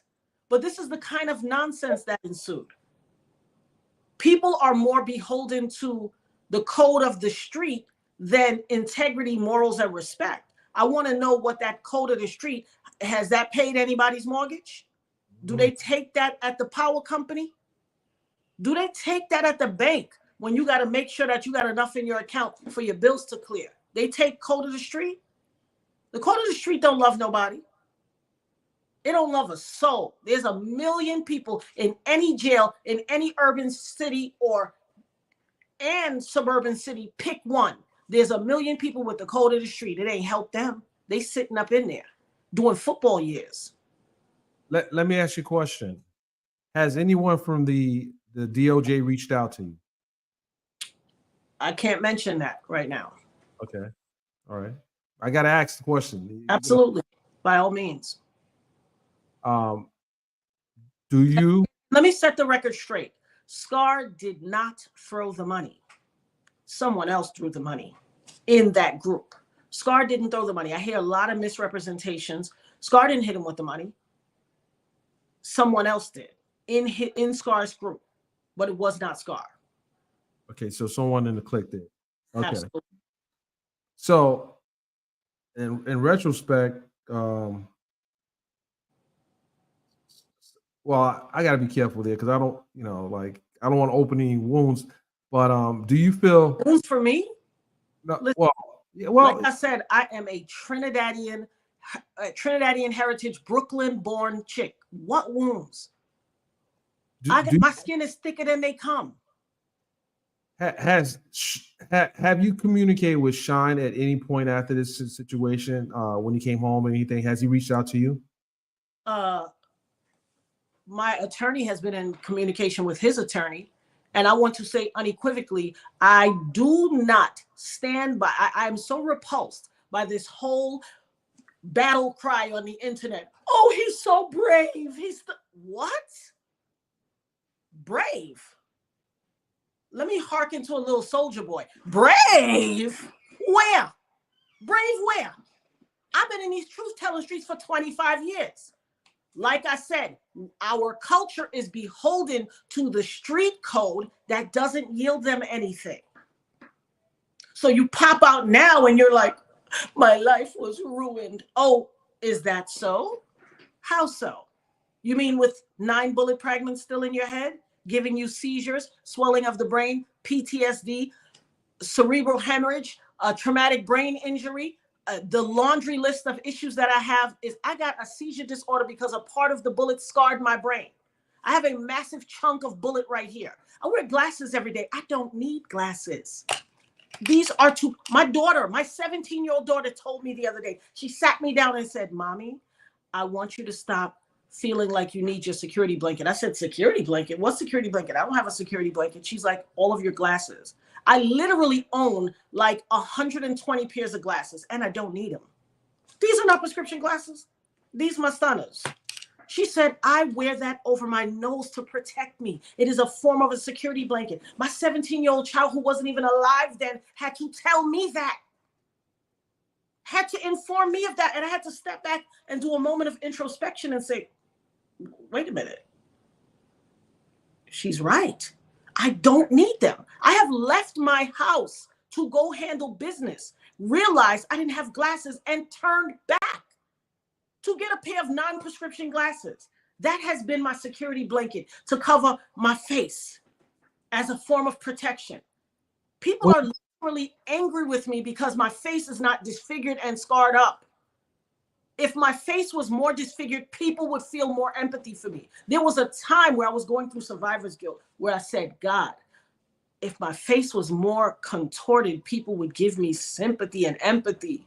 And it wasn't that I was a bleeding heart and I wanted people's sympathy. It was just that people had this kind of disgusting low vibrational frequency when it came to dealing with me and my injury. And I just was like, and you would probably attribute that to Sean Combs' celebrity, correct? No, I attribute it to people with, well, that is a factor in it, but the bigger factor is people have low moral plateaus. Because guess what? If you interchanged me out and put their mama in the situation, they be hooting and hollering. They be mad and trying to pull the moon out the sky. If it was their mama or their sister or their cousin or, you know, their baby father, sister, the one they get along with, anybody in their circle would deserve and merit far more respect than I've gotten over 25 years. I've had an outcry of support over the last few months that this has occurred, and I appreciate it. But by all means, I will tell you, I am very flabbergasted at the lack of moral plateau of our people. Listen, let me tell you how disgusting this thing is. Now, you seem like a man around my age. We are people of years. We know when dealing with the appropriateness of handling a child, how many times have we heard when a little girl is sitting on a man's lap, you are not to straddle your legs. He's not to straddle a little girl over his lap, correct or no? Right. There was a video on the internet yesterday of a white woman whose son made like a scoring touchdown, and she jumped on him and straddled him with both her legs. People thought it was his girlfriend until he put her down and he had this awkward look on the face. And then one of his friends said, that's his mom. Then there was another video of a man who had done his little baby daughter's hair, and he was struggling to do the hair, and he got it done, you know, a dad hairstyle, and it was cute. And then he straddled her over his leg. And I said, very attentive father, you know, it's so admirable to see an attentive father, really, you know, beautiful. I'm proud of you for doing her hair. However, never straddle a little girl over your leg. I think I said something like it's disgusting or it's not appropriate or something like that. Do you know? Now, we live in a world where we have to understand just because we want something to be, wishes are not facts. Wishes are not facts. I wish no one in the world got hurt, but that's not the reality that we live in this life. I wish no children were taken advantage of or sexually or schmexually abused. However, that is not the reality we live in. And I'm 54. Since I was little, I've always known that leg straddle thing, not appropriate. I commented that. Do you know Black people who look like you and me came in? Oh my God, you're disgusting. You're disgusting. One girl says, oh, I clicked on her page. That's the B who got capped in the face by you know who. And she out here saying stuff like this. That bullet should have took her out. This is what somebody, I swear to God. And a bunch of people climbed on top of that. How sick are we as a people? We're sick. Well, there are people justifying what he did. Oh, it's not illegal to be freaky. Okay, so that's what I was trying to. That's why I was trying to go. Yeah, that's not what we're talking about. Two things can exist at the same time. Someone can have alternative pleasures and desires that they choose in their private lives, and then they can cross the line and hurt people. Right. Two things can occur at the same time. Why are we acting like we are one track minded and we don't understand the dichotomy of such things? Why? I know that people who can't stand firm, flat footed, whether friend or foe or indifferent, and say what this man has done is wrong, is because they haven't reconciled themselves with the dirt they doing in their own lives. So you can't judge a man for doing the stuff you doing too. Are you surprised that with all the celebrity that Puff has, that the people that's been around him for so many years have, many of them have not come out to support him? Listen, I'm not surprised at all. I said we live in a world where people have low vibrational frequencies. People come out and speak when it serves their benefit. Like I just said about the other thing. Mm-hmm. People find it hard to judge someone of the same conduct they themselves are participating in. And so the silence is deafening. Clearly, the silence is indicative of something greater. You know what they say about birds of a feather, right? I ain't make that up. I think that cliche existed before you and I existed. And so if when I come out and I flap my wings and I eat the seeds that the old lady throws in the park, and you come out and flap your wings and eat the seeds, and then they make eating seeds illegal, we both guilty, right? Okay. Let me ask you a question. Like when was it, when did it hit you that this thing got really real for Puffy? It got really real for him. Was it the raid on his home? Was it the actual indictment? Was it the video that was leaked by CNN of Cassie getting beaten by him? That's a great question. That's a great question. And so this is provable by any one of you or your followers going to look on my page. About 3 years ago, I started saying this. People called me everything but a child of God. I said, I have an empathic and a prophetic gift. I started saying 2.5, 3 years ago, oh my goodness, the Holy Spirit showed me that his empire is going to crumble. And the Holy Spirit showed me that he was going to try to himself. And I said that. I said it to the people that were closest to me, my intimate circle of people. And people know I have a prophetic gift. So some people are like, oh, really? Oh my God, really? Wow. Is that what the prophecy that he showed you? I said, yes. Some people was like, girl, he ain't thinking about you. Why would you be putting that on that man? I said, I'm not putting it on him. I'm telling you that the Most High gave me this prophetic vision. I go read the Bible. Prophets didn't ask for the vision. God gave you. He chose you as a vessel and gave you the vision. I've been saying it for the last 3 years. I had some of my girlfriends like, okay. Some of those spun the block on me when this happened and said, oh my God, Ab, did you see what's happening? Girl, you told us this 3 years ago. You were so right. Oh my God. And guess what? A couple of them said at the end of that sentence, we thought you were crazy. I had to cut them off because I ain't got time. You heard what Cat Williams said? It's either God's side or the other side. Right. I ain't got time to play with nobody. Just because certain people and lots of people haven't ascended to the level of those eyes to see and ears to hear, I can't be held responsible. I'm called to do what God called me to do in this walk, in this journey, in this life. If you don't have the eyes to be able to see it, oh well. I have it on good authority that a man of God said in January or December, all lies will be exposed this year. You either on God's side or you on the other side. Almost everybody he mentioned has had one heck of a year. Rest in peace, Wanda Smith. Wanda Smith just passed away 2 days ago or yesterday. Listen, we are in the age of Aquarius. We have to get bigger than watching low vibrational TV and entertaining ourselves with menial things and look at the grander scheme of the world. Everybody's talking, oh, that's a Mandela effect. There's other things happening in this world. And if we don't open our eyes, we will be the last to the party. Like we are with a lot of things. When do we grow up emotionally and fundamentally? I'm not surprised. I knew this 3 years ago. A whole bunch of people that I haven't talked to in 20 years, 17 years, 9 years, 6 years, spinning the block. Hey, Em, what's up, girl? Oh, do you got so-and-so's number? Because they want to say something to me, but they don't know how to broach the topic, because guess what? We haven't talked in a while. Now, that's normal life. Sometimes you lose contact with the people that you know. It's no beef, but they all wanted to circle back after the fact. Where was your support text during my 25 years of suffering? Lately, I've been followed again. I've been being followed for the last 3 weeks. Somebody stole the tag off my car the other day. Why would somebody randomly steal the license plate off of my car?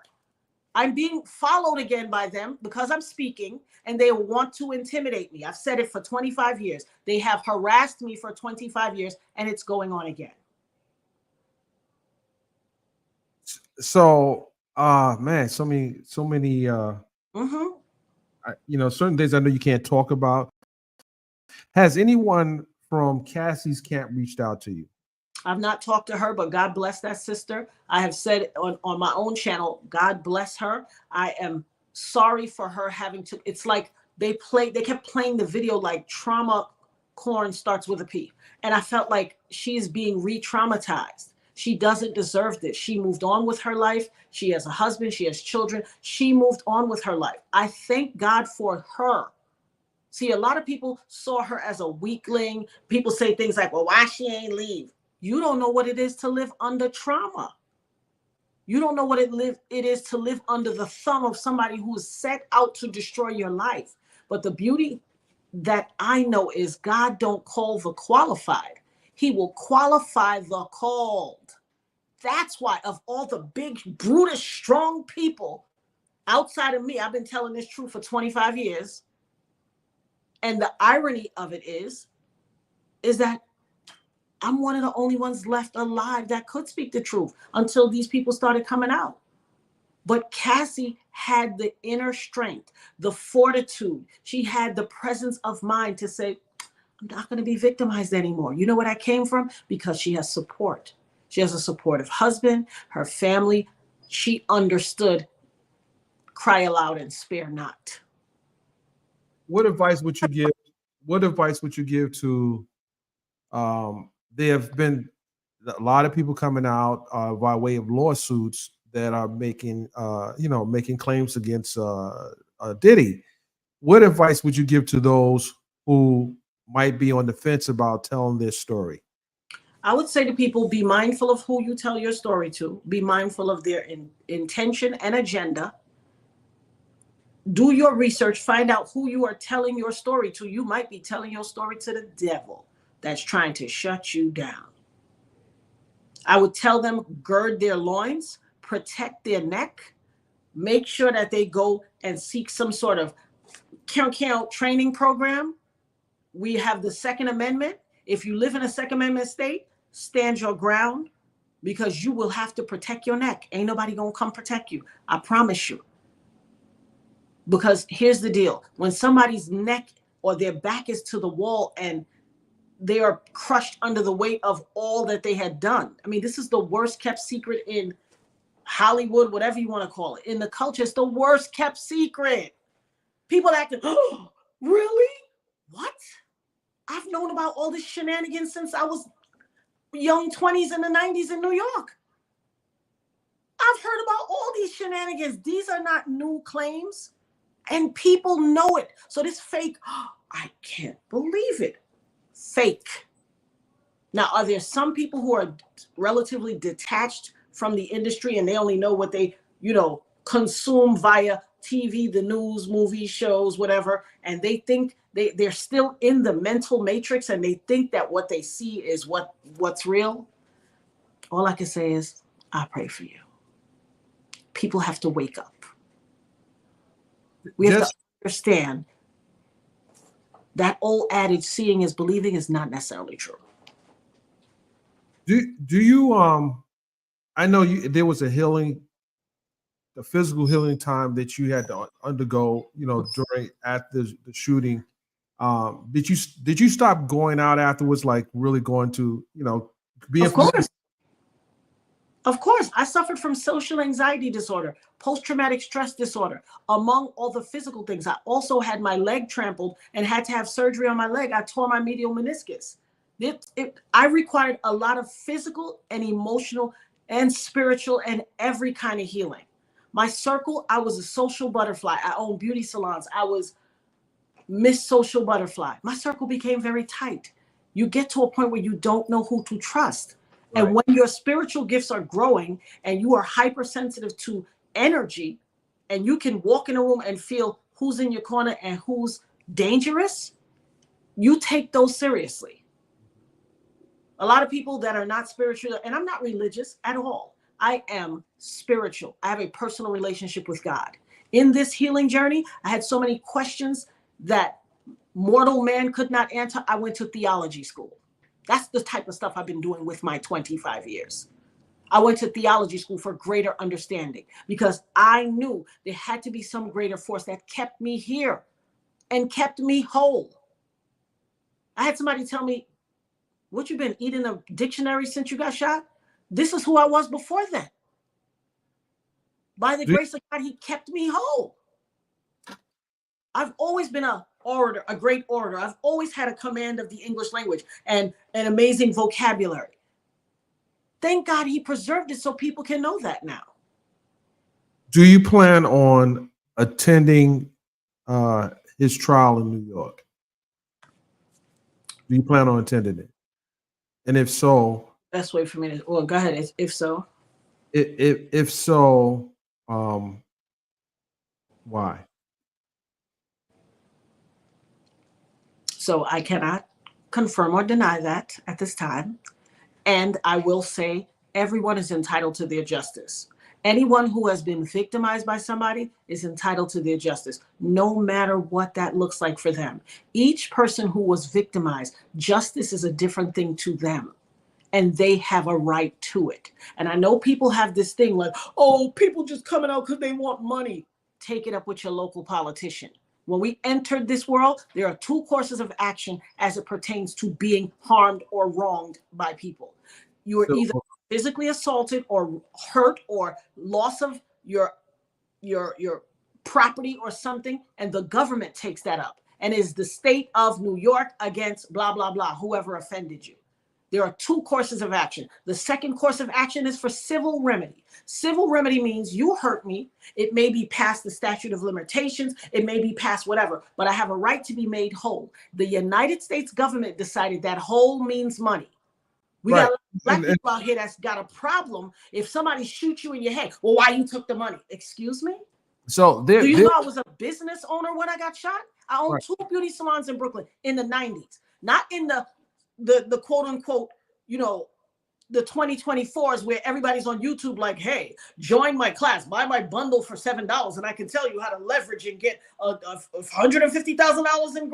No, I was an entrepreneur renting commercial real estate in New York in my 20s. Some people, no internet scam or no hustle.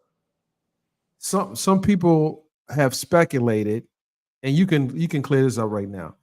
You didn't get a settlement in the lawsuit involving Diddy. Why would you say that? Or did you? What makes you think that? Of course I did. That's common knowledge. The club owner told that 2 days after the settlement took place. Well, the club owner, I'm talking about from the club owner announced listen. I don't care who's listening. Like I said, if anybody got a problem, bring Jesus. I got a settlement from Puffy. Okay? And all parties involved. We live in a sick world where our own people that look like us have a problem if you seek civil remedy because someone violated you. I'm sick of it. If I read one more comment, oh, she capping, she got money, she just want money, she's a plant, she's fake, she didn't get shot. Ain't no way you got shot and you look like that. Oh, she got shot 9 times in the face. We need to practice constructive listening. They taught us reading comprehension in the 2nd grade. Comprehension. Listen for the details. Listen for the details and then rehash what you heard. I got shot once in the face with a 9mm hollow point bullet called a cop killer. When the bullet hits your face and it contacts with bone, it will opens. shatter into a bunch Right. of pieces. One portion of the thing was aspirating into my lungs. That's why they rushed me into surgery to save my life, to get that piece of fragment. I have 9 fragments left. That one portion that was taken out when the doctor was anesthetizing me to put me under, to put me in surgery, to take that out of my body, I was screaming, Puffy shot me. The doctor testified in the trial. You got to remember that. Right. Yeah, doctor did say that. Random white guy, doctor, spent his years educating himself. He has no dog in the fight. How come he became a liar? Why was he a liar? Who is making a dying declaration? I didn't know I was going to survive. The amount of blood I lost in that club, I thought I was going to die. I say it over and over. They've seen the interviews. When they opened the door to the adjoining restaurant and hotel, there were black and white tiles, and it was 9 million bloody footprints.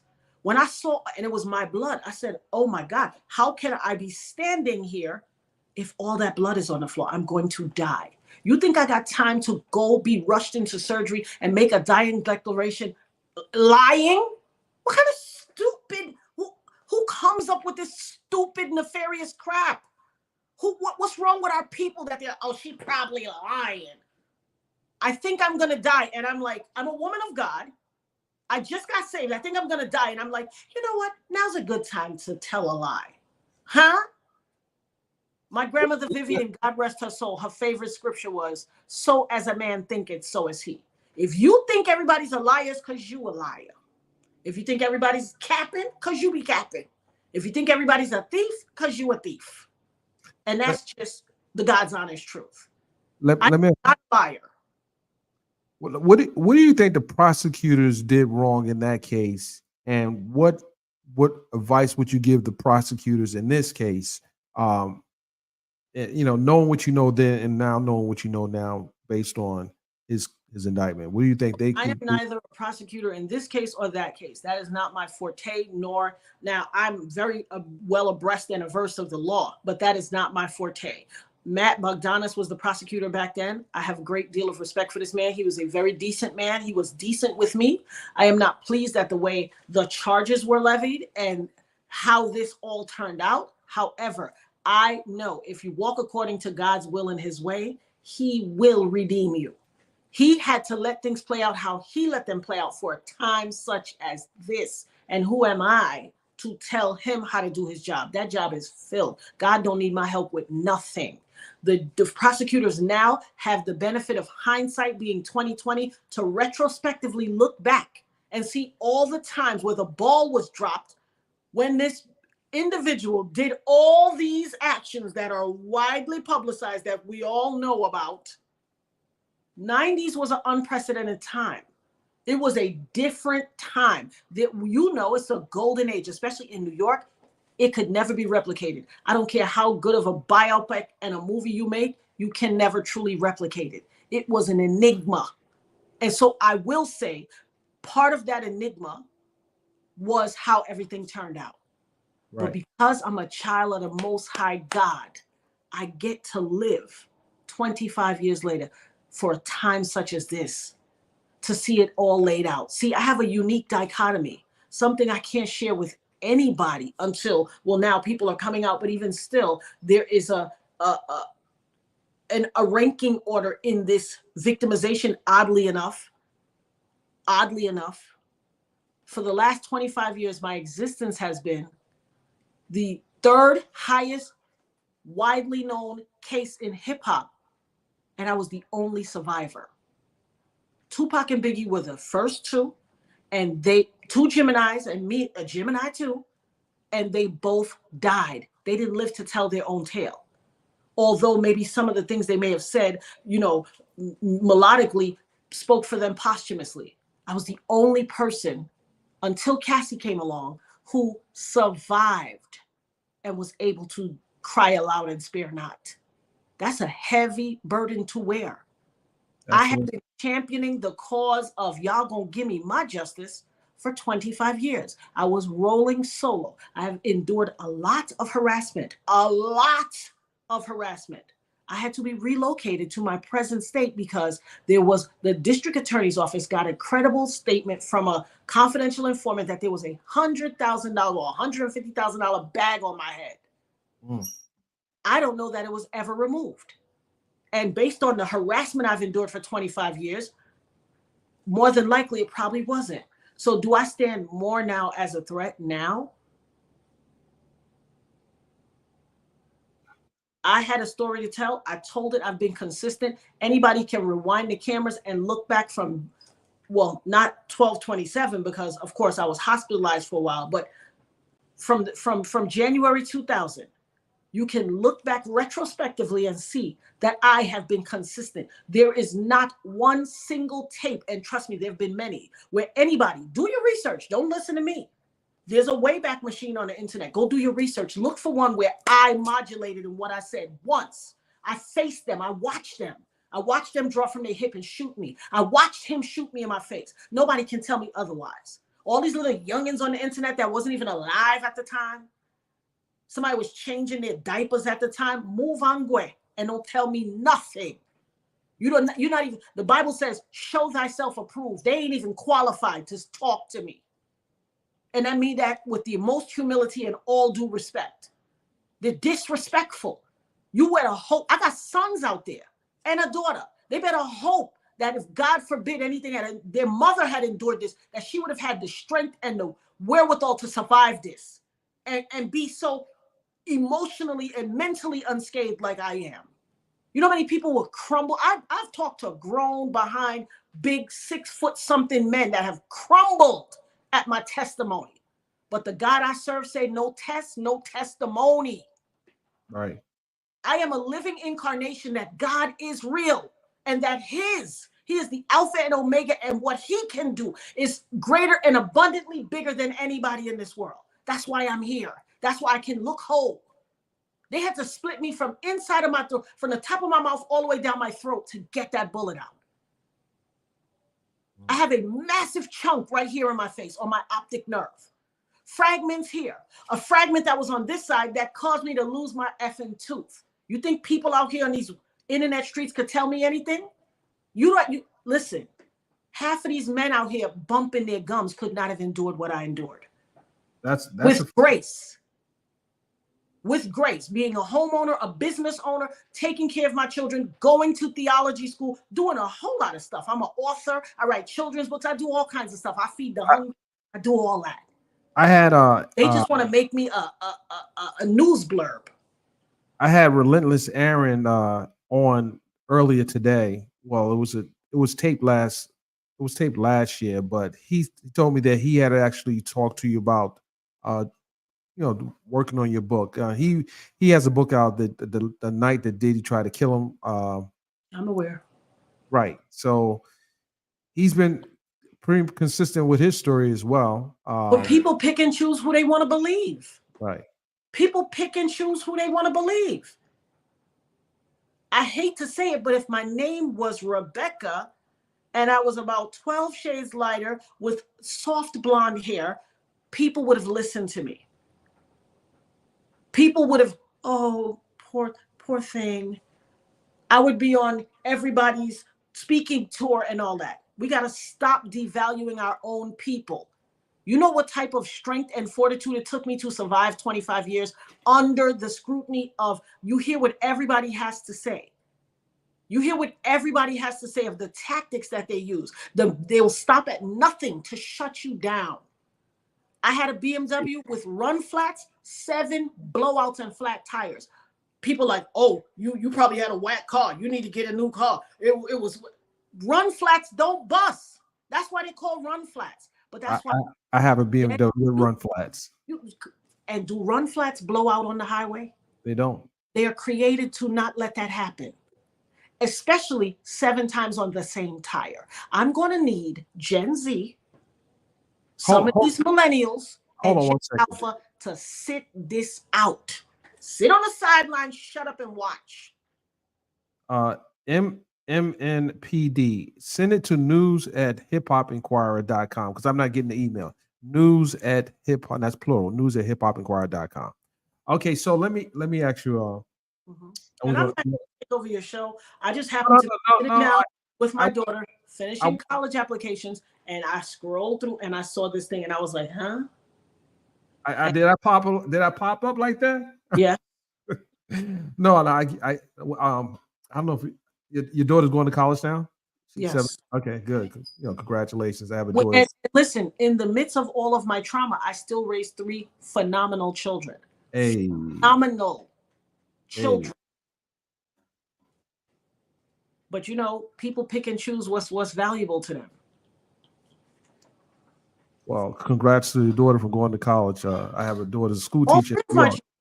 All your kids. All 3 of my children.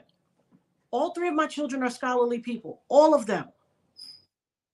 My daughter has been on the honor roll since pre-K 3. This young lady self-taught herself Korean and is fluent in Korean. A young Black girl. I need people to prioritize things that are good in our culture and in our community. Celebrate people's victories, celebrate people's overcoming, celebrate people's, journey, forward march, instead of trying to beat people down.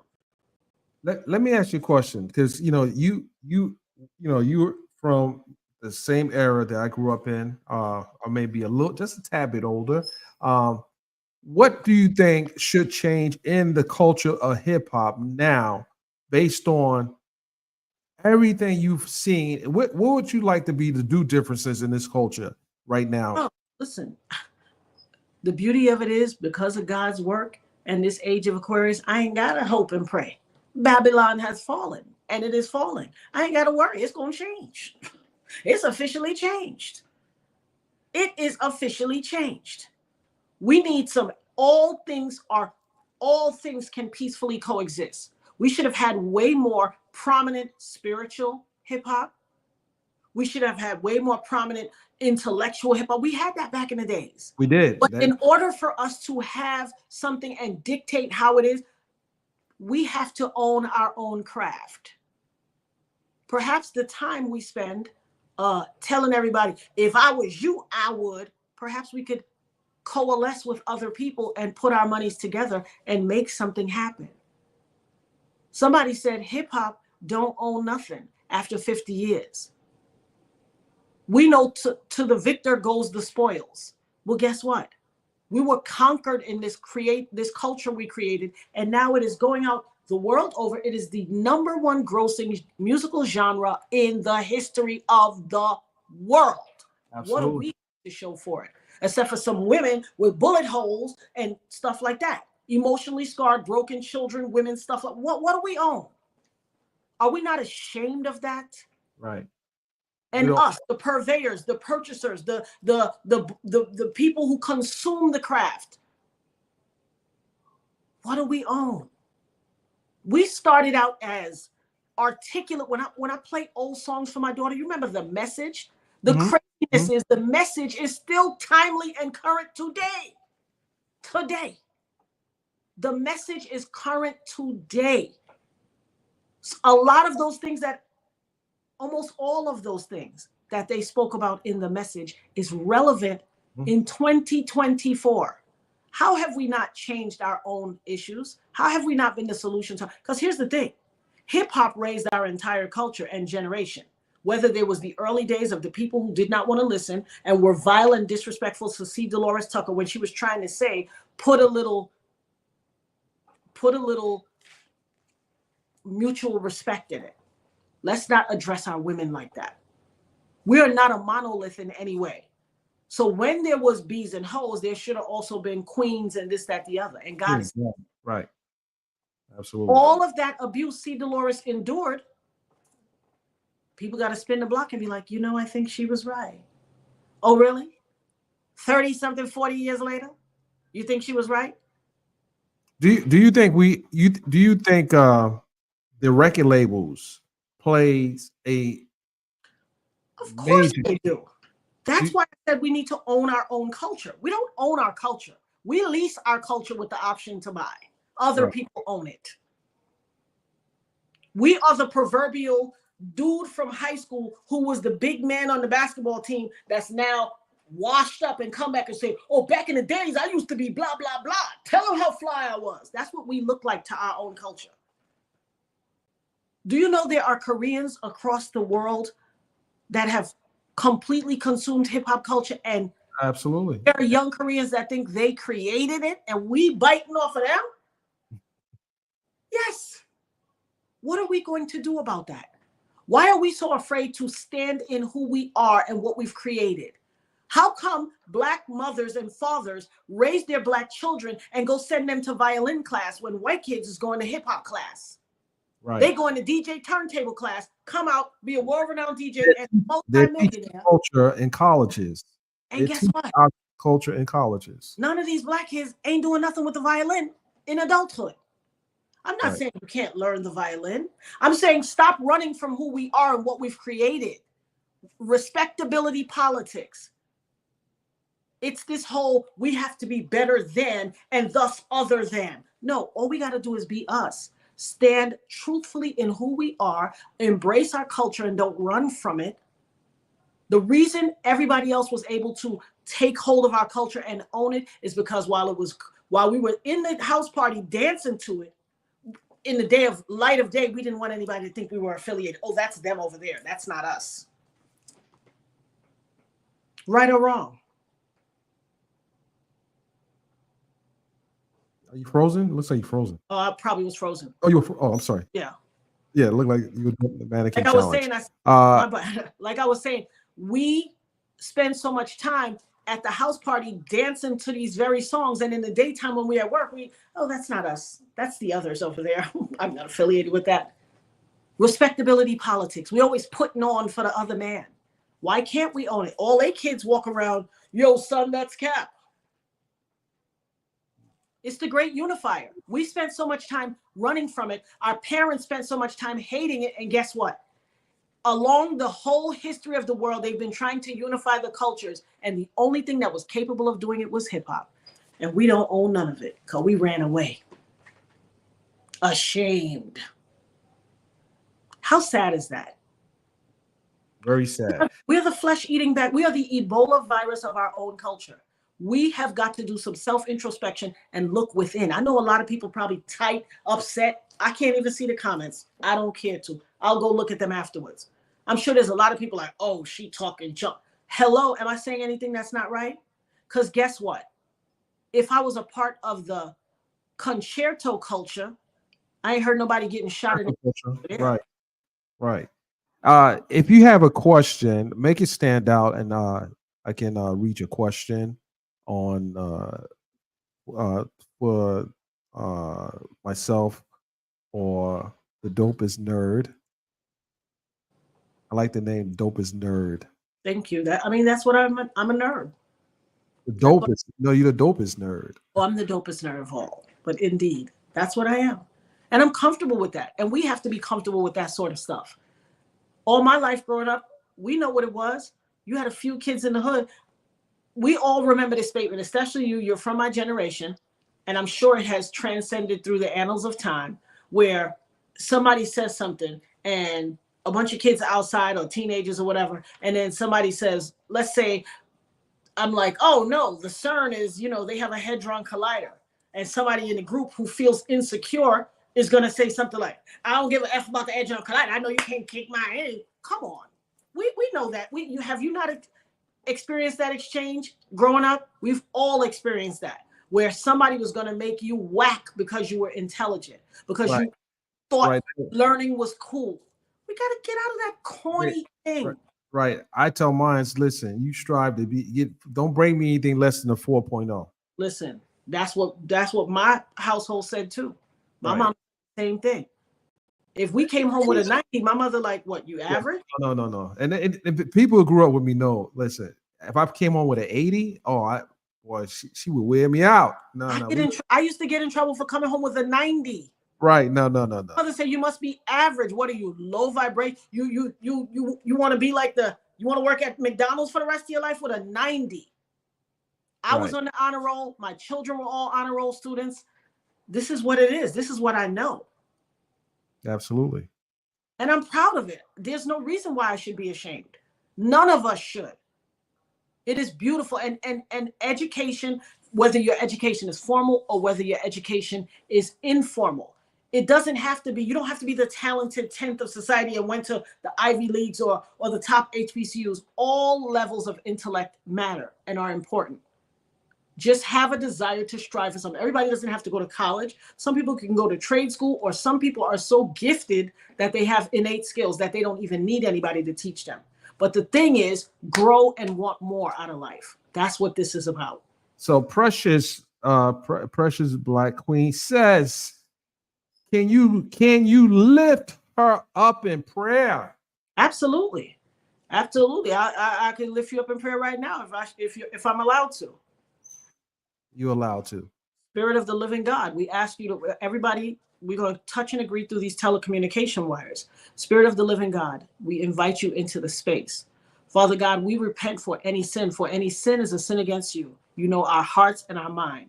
All glory and honor are yours. Father God, I lift up my sister for anything that she is enduring, Lord God. We are grateful and merciful for all of your works. We want to thank you in advance for all that you will give her and all that you will take away, because we know you are the Alpha and Omega. You are the El Shaddai. You are Jehovah Rapha. You are Jehovah Nissi. You are the great healer. You know all things. You knew us before we were a twinkle in our Father's eye.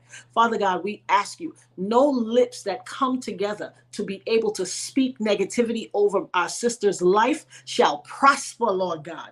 We cast away any negativity, any binds, any holes, any iniquity, any witchcraft, any spells, any negativity. We cast it into the sea of hell from whence it came, never to return again, to our sister and all of us at the sound of my voice. Father God, you said where 2 or 3 are joined together, only say the word and it shall be granted unto us. We understand your Ephesians 6:12, Lord, for we wrestle not against flesh and blood, but against spiritual wickedness, principalities of this world, the rulers of this world, and in the heavens. We thank you, Father God. We anoint your name on high. We repent. We call you. We give honor and glory and thanks for everything you've given us and everything you've taken from us. For we know you knew what we could handle, and you never give us more than we can handle. In the name of the matchless name of your son, Yeshua, the Christ of Nazareth. Amen, amen, and amen, and ashe ho. Ashe. All right. D has asked, okay, do you speak publicly or have considered? What's she speaking publicly now? Yeah, I speak. I have a channel on YouTube, The Dopest Nerd, THA Dopest Nerd, and I do speak publicly, and I have for years. I think you're going to be even more sought after. Well, thank you. I appreciate that. Yeah, I think you're going to be more sought after. Thank you so much. And you know, it's Shout I'm out to my mother and Gene Smith for speaking that into my life when I was 5. I didn't hear. I'm sorry, I cut off. I'm sorry. No, I said shout out to my grandmother Vivian Mead and her friend Gene Smith for speaking that into my life when I was 5. Shout out to them for receiving that word from God and speaking it over me. And I'm grateful. Amen. Okay, I don't know what happened to V. V disappeared. I wanted to bring her back up. I wanted to give you an opportunity to. I can step back down and listen. No. I actually didn't want you though, because I think she wanted to ask some questions as well. Sure, no problem. But I'm going to drop the link again. If anyone wants to come up, this is your opportunity to come up and ask your questions. I just dropped the link, and I'm going to make sure you guys can see it. While we have this sister here, I wasn't expecting you to come. You know, I typically like to get my hair done and makeup and everything. But I'm good. Okay, I'm okay. I think you look spectacular. Thank you. You're absolutely welcome. Okay, I brought the lovely, and this is I want to introduce her in the sweetest way. You know, this is someone that. Let me just bring her up. V, come get on up here. Hi. And I'm not going to stay long because I'm actually about to, do my thing here in a minute. I delayed it because I really wanted to hear what the dopest nerd had to say, and I am very happy that she was able to speak her truth. I actually left you a message, just so you know, under one of your videos. So please, let's touch base. And Dennis, do you have a different way of seeing No, things hold now? on. Your question is to the guests. No, I'm don't. asking you. No. Well, what did Dennis say? Perhaps I should have asked that. What did you say before I came on, Dennis? I said nothing. I said nothing. I said nothing bad. We'll give you a pass. I'm not a grudge. Yeah. Yes, good. Give him a pass. We all do all the time. Listen, we all listen, we all fall to the glory, and here's the deal. We can and sometimes we have a perspective, and just having another first account can Exactly. Renee, get off my back, Renee. Get off my back, Renee. No, what I would just say is, Dennis, and the reason why I asked you that is because you had, one perspective because you were in the courtroom and that sort of thing. And I just think that now that you have a little bit more information about some other stuff, I think it'll change everybody's perspective, potentially having more of the information. What I didn't have is hard to talk to. Well, there's one person who I don't want to let off the hook. J-Lo, you're gonna be called into a Woo, that part. class. What did you say? I said there's one person who I don't want to let off the hook, and that's Jennifer Lopez. Hello. You're called into account, lady. You're gonna come to the front of the room, and you're gonna be held into account. A lot of people letting her slide, and I've been saying for 25 years she should not slide. She was in the thick of the middle of it, and if the book Kim's Lost Words is to be believed, she busted in the house and said, "Why did you shoot them people?" And so sometimes, and God is so powerful that someone can cry aloud and spare not from beyond the realm of the living, posthumously. So, okay. Yep. Well, Dennis, that was one of the things I mentioned too. Jennifer Lopez, we can't exonerate her at all. Absolutely not. Well, Jennifer tucked her tail and ran. But here's the deal. It wasn't fair. If you go to any jail in any urban center or any hick town or suburban community, the jail is full of Pookie Man-Mans, Ray-Rays, and Jay-Quans who were simply in a car with a dude who had a gun, and they are serving that time. That's right. We're not gonna play this light skin justice. we ain't gonna play this. You gonna come to the front of the room, Miss Jennifer Lopez, and I wish you would say something publicly. Come for me now, so we can. I think Jennifer is trying to figure out how to navigate right now, because I'm sure she has talked to some people and she's trying to figure it out. I just hope that she comes out and says the truth. The block is hot right now. The block is hot. Listen, and didn't she come out and say she want to be Jenny from the block? Okay. We speak things over our lives. She ain't been on the block since, child. After that night, she left the block. Listen, no, she didn't. No, she didn't. You speak over your life. Listen, the Bible says, be careful what you say. You speaking a word over your life. You either speak life or death. Ooh. She might have said Jenny from the block, and it was the cell block. But either way, he called into account. She spoke that over her own life. I didn't give her that name. Facts. Yeah, she said. Well, thank you, the dopest nerd. I appreciate you. Please check your message under your video. And Dennis, thank you for letting me come back up. Did you listen? Wait, hold on. Did you? Hold on. She probably hit you up for an interview. I know, V. Did you? I did, since you put me in the back and wouldn't let me ask questions. So I said, fine, Dennis, since you put me in the back without even telling me you put me in the back, I'm gonna stay in the back and I'm gonna have a real interview with her. Okay? You do that, Dennis? No. Well, hold on. This is your time to interview her. As a matter of fact, no. I got a show to do, and I'm gonna interview her on my channel. Well, hold on. Let me say this. And V, thank you for standing up for me when Dennis was not necessarily seeing my point of view. Thank you, sister. Well, look, he's trying to mute me. That's why I can't fool with him. Hold on. I had your back, sis. No, well, hold on. I can't listen, V. Don't listen. What? You got to come home to that. That's all I got to say. Go ahead. You know what they say? Before I am your woman, I am a woman.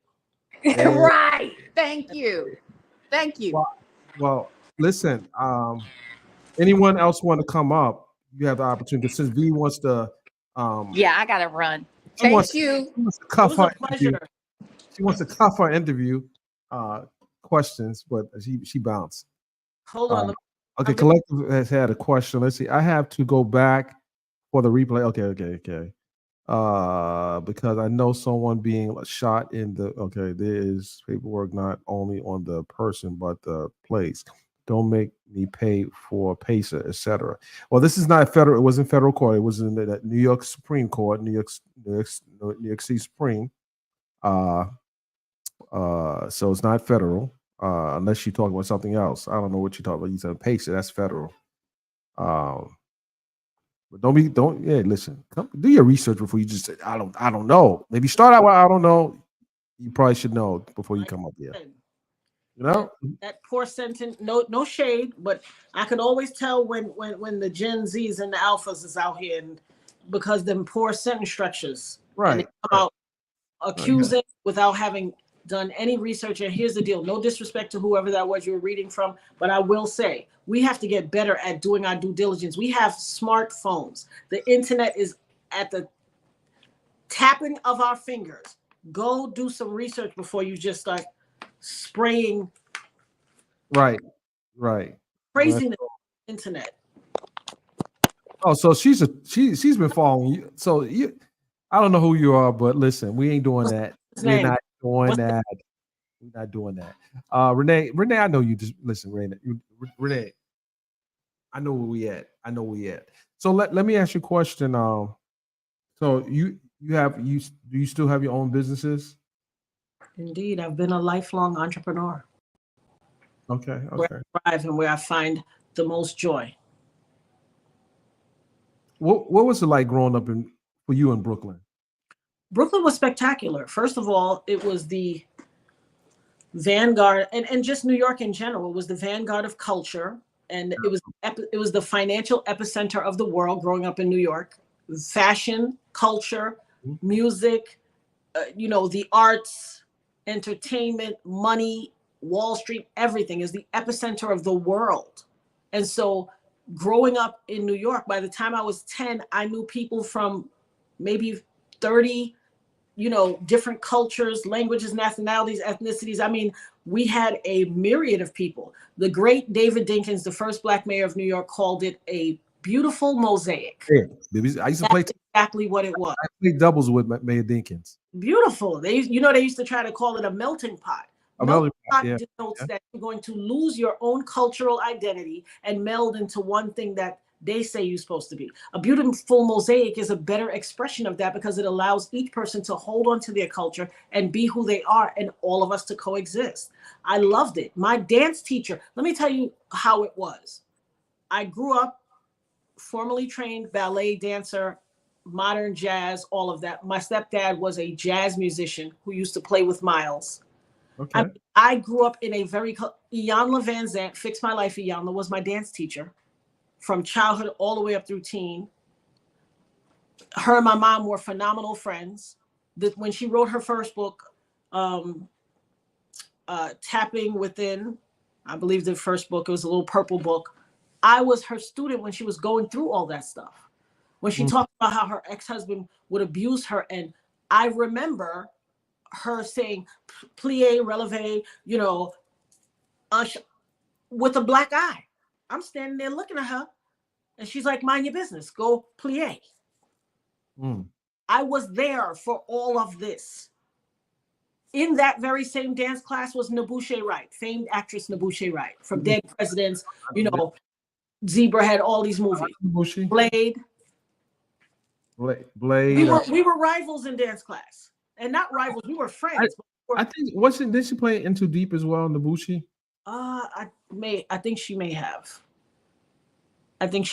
But she was, I grew up with her. I grew up in a culture. We went to Dr. Gloria Van Scott Theater for Ethical Culture. It was on Central Park West. I grew up in the arts community. We were completely connected. I wanted to go to performing arts. I auditioned. I passed the audition, but they had concerns because I had just self-diagnosed myself with scoliosis, and they had concerns with the rigorous dance routines and stuff. Would I be injured? And they didn't want to take that liability on. And so I could not go to performing arts. I went across the street to Martin Luther King High School just so I could be there. I went up the block from performing from Lincoln Center. This was who I was as a person. I grew up in the arts. I'm a female vocalist. I'm a vocalist. I have a song that's out that I did with a rapper and lots of other music that probably some of them were released and some of them were unreleased. I have a lot of skills, crafts, talents, a lot.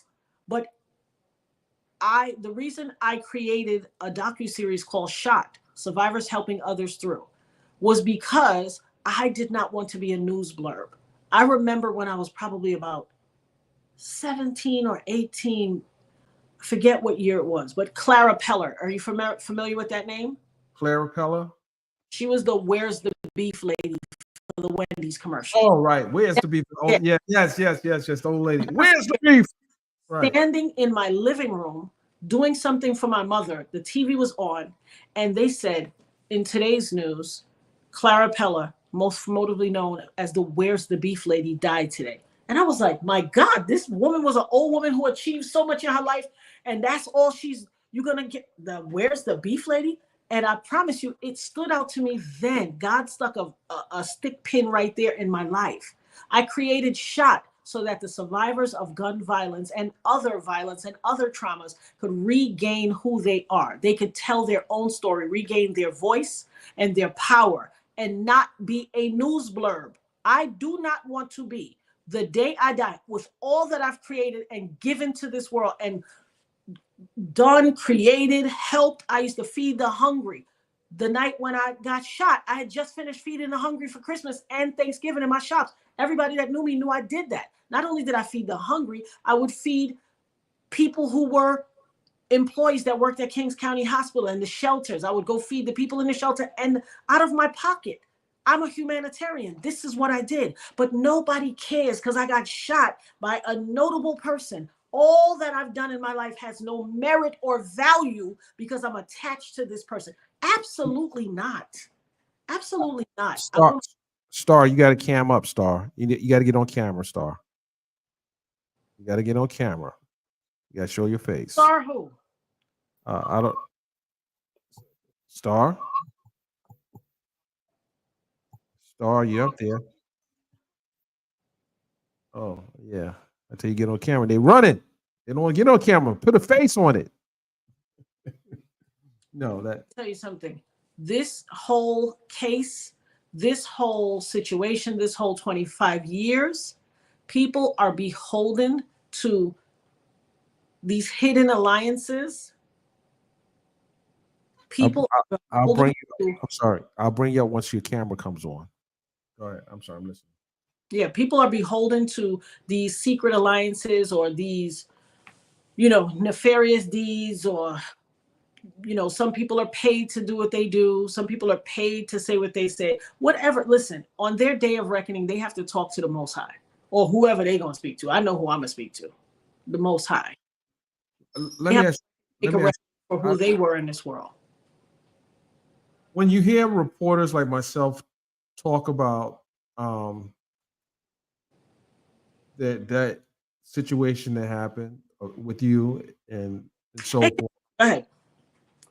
And then there was other reporters. It was a lot of people report. It was tons of people reporting the story. People made their careers on this case. Right. What was the one thing, or if it could be more things? What do you think we missed in the story? What do you think we missed? That they were human victims. That there were victims who were regular, everyday people. There's another person who got shot. His name was Julius Jones. There was another person who got grazed. His name was Robert Thompson. I don't forget these names. I don't forget them. We share an indelible pitch fire in this life. We are a part of a group that none of us asked to be a part of. None of us asked to be a part of that. We all didn't know each other, had our own intentions for going out that night, and our worlds collided through no fault of our own. Well, it was during the holiday. Say it again. I said it was during the holidays. Well, listen, let me tell you something. It took the internet. Thank God for the internet, because everything is not bad. I've criticized a lot, but I'm gonna tell you something. I've had people on the internet say some of the most profound things surrounding this case that it never occurred to me in all these years, because I was carrying the weight and the gravity of all of this. Those other things never occurred to me. Let me tell you something. It took for somebody on the internet, when I was doing an interview and I was describing the scene as I went into the adjoining door, how we escaped from the club into the kitchen of the adjoining hotel. Right. These Same black and white tiles. Pardon? Same hotel Shine ran through. The black and white tiles and the blood footprints all over, and that there were these Hispanic men. They had on half white aprons. I remember it vividly. Okay. White aprons and all this stuff. And somebody said, "Oh my God, you were a sacrifice." All of those are symbolic things. You were a sacrifice. I remember vividly coming into the block when we were arrived at the club. It was a freezing cold winter day. It was December 26th, actually, the morning of the 27th, but the night of the 26th. So help me God, for the first time ever going to Club New York. This was an every Sunday event called Hot Chocolate Sundays. There were 2 ambulances. One was half in the street and half on the sidewalk, and the other one was half on the street. And they were narrowing traffic down to 1 lane. You could only go through 1 lane. The street was pretty wide, but you could only go through that 1 lane. And when we turned on the block and I saw the ambulances, I said, "Oh my God, are they expecting somebody to die here? What is this?" My friends was like, "Oh, come on, Ab, don't start that. Oh Lord, this girl." And I was like, "Look, we've never seen this before. Y'all not concerned about this?" People on the internet said to me, "You were a sacrifice." They were planning on that. Even though one guy was grazed, I'm not sure what hospital he went to. I'm assuming St. Vincent's. Julius Jones was shot in the shoulder. He went to St. Vincent's. I was shot in my face. You want to know where they took me? St. Clair's Hospital. Do you remember St. Clair's Hospital? A little neighborhood hospital that all the EMTs thought was a ratty, ridiculous, stupid hospital. A little shishi frou-frou hospital that didn't do much. Why would you take a woman who was shot in her face with a 9mm to St. Clair's, a neighborhood hospital, when St. Vincent's, the level 1 trauma center, was closer? Right. You took the other 2 people to St. Vincent's, but you took me to St. Clair's. Why? It wasn't until I called the nurse over and was like, "Please give me the phone. I need to use a phone." And she gave me the cordless phone. And as I was dialing my sister's number, I couldn't really dial. And I was saying, "Miss, could you dial the numbers for me?" She looked at the TV and the news started telecasting what had gone on. So help me God, I will never forget it. This woman looked down at me and said, "Oh, mommy, that's you they're talking about? Oh, that was you. You saw J-Lo, mommy, what she had on?" I'm laying here dying. What she had on. Groupies in the hospital. I said, I had to call my sister. I called my sister. I told her, I said, "Oh my God, these people want me to die. They want me to die." Hold on a second. Star, you want to cam up, or do I just knock you out again? What are you doing? Hey, Dennis, I am in the bed, so I'm not able to cam up, so I can go down. It's okay. No, ask the question. Ask the question. Well, first, I just wanted to say that you are, just listening to you tonight, a phenomenal speaker. Thank you. Phenomenal woman. You have such a story. I did just have one question. I hope you don't mind. I don't mind. Going back to, the trial, and now back to present day, is there anything you wish that Shine would have done differently, especially as it relates to the whole not snitching code, and then now to see where he is now? Like, can you kind of touch on that just a little bit? So, and first and foremost, thank you so much for your kind words. And that was a phenomenal question, and is a phenomenal question. And so we all have a journey in this life. We were very young. I was 29, and so he's younger than me. And a lot of people don't know, I know Shine personally. I know Shine. When Shine was when they were shopping him to get his record deal, Shine and my homeboy, whose shop I used to work in, Manny Haley, they called me and was like, "What you doing, Eb?" I said, "I'm in the studio. Can we come?" Hey, hold on. You just say Manny. Yes. I worked in Manny's shop before I opened my own. Manny's You know, me and Manny's like that's my boy. well, listen, well, he can verify what I'm telling you. I did all the press for the True to the Games, all of the. That's I, dope. I shot the posters and everything. I was at one of the I was, not to cut your question, sis. I was at one of the premieres a few years ago at Phipps. I'm the one that did I did the event, the red carpet. I produced Okay. it. I was there. Oh. So here's the thing. They called me and said, "What are you doing, Eb?" Because my nickname was Ebony. "What are you doing, Eb?" I said, "I'm in the studio." They said, "Yo, let us come through." Remember that cat that used to rhyme outside the shop? I got him with me. We trying to get him a deal. Let him come through, drop some bars. I said, "Who? Which one?" He said, "Shine." I said, "Oh, I remember him. Come on." I knew Shine. And Shine did the Combat Jack podcast back in the days. I remember Combat Jack. And he said unequivocally, when you guys go do your research, or you could go look on the Dopest Nerd on my page and you will see the video there, the snippet on YouTube. He said someone in the studio tried to do canned gunfire, that rah, rah, gunfire. And he was like, "Nah, don't do that, because Natana Rubin, we know Natana Rubin. Natana Rubin's my friend. And we used to go to the studio with her and everything. And I'm sad that this happened, because like I said, that's my friend. I was your friend. There was a time, we didn't just go to the studio once, we went to the studio a few times. There was a time where all the guys at the studio they was like, "Yo, let's go to the diner." See, I was a chick that rolled with the dudes because I had my own. I didn't depend on a dude to give me nothing. They had Rolexes on, so did I. I would have liked him to remember. Wow. Shine touched my fingers. He reached over the crowd and touched me and my homegirl Kelly. Reached out and touched our fingers. Was like, "What up, Kelly? What up, Eb?" Right before I got shot. He didn't mean to shoot me. He didn't shoot me. He shot Julius Jones. But when you fire into a nightclub for whatever reason you think you were doing, he says he was trying to protect somebody. Well, then that's the Brooklyn thing. You with your peoples, you try. Okay. Do I like it? No. Right. But is it a fact that I can't unwind and undo? Is it indelibly marked in the annals of time? Yes. The point still remains. If you could speak out and say all these other things, you could have easily spoke out and spoke the truth. And now get it. He's younger than me, so I get it. He was under the specter of wanting a deal and all those things. Here's the thing a lot of people don't know. I've watched his trajectory since he got all through jail, when he got out of jail, when they first deported him, when he first went home. He was a community activist in Mesopotamia, Belize. I was proud of him. I said, look at this young man redeeming himself. I was proud of him. But when you then start spinning the block and hanging out with somebody who you said ruined your life, I start to side eye. Something about that ain't Brooklyn at all.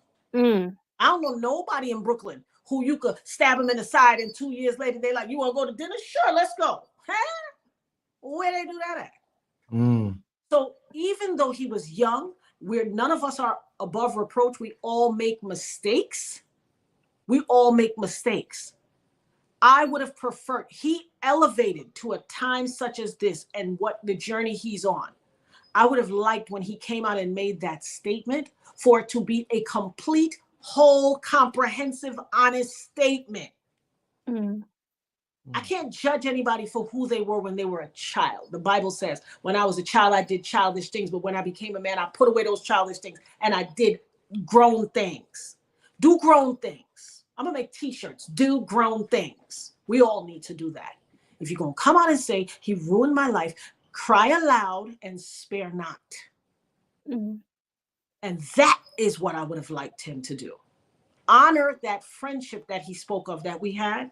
Because, see, I was his friend come what may. I told you, I watched him when he came home be a grassroots community activist. I was proud of him.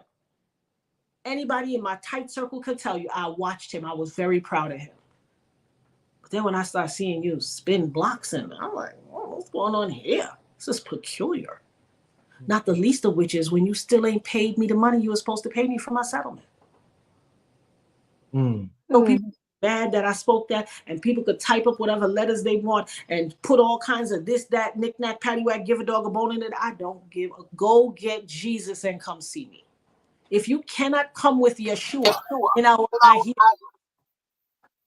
and who I'm speaking to knows who I'm speaking to, I'm going to walk out to the wheels fall off. Star, your mic is open. I don't know what's going on. Star. But that's what I No, call. thank you. Can you guys hear me okay? Yeah. Soul and speak the whole truth. You can't have the way to a truth. You can't say I was a sacrifice and I was the scapegoat and I was speak the truth. The only way you could be a scapegoat is if something happened. What happened that you became the scapegoat for? What are you scapegoating for? I don't appreciate half truths. You can't tell your half truth to your black mama.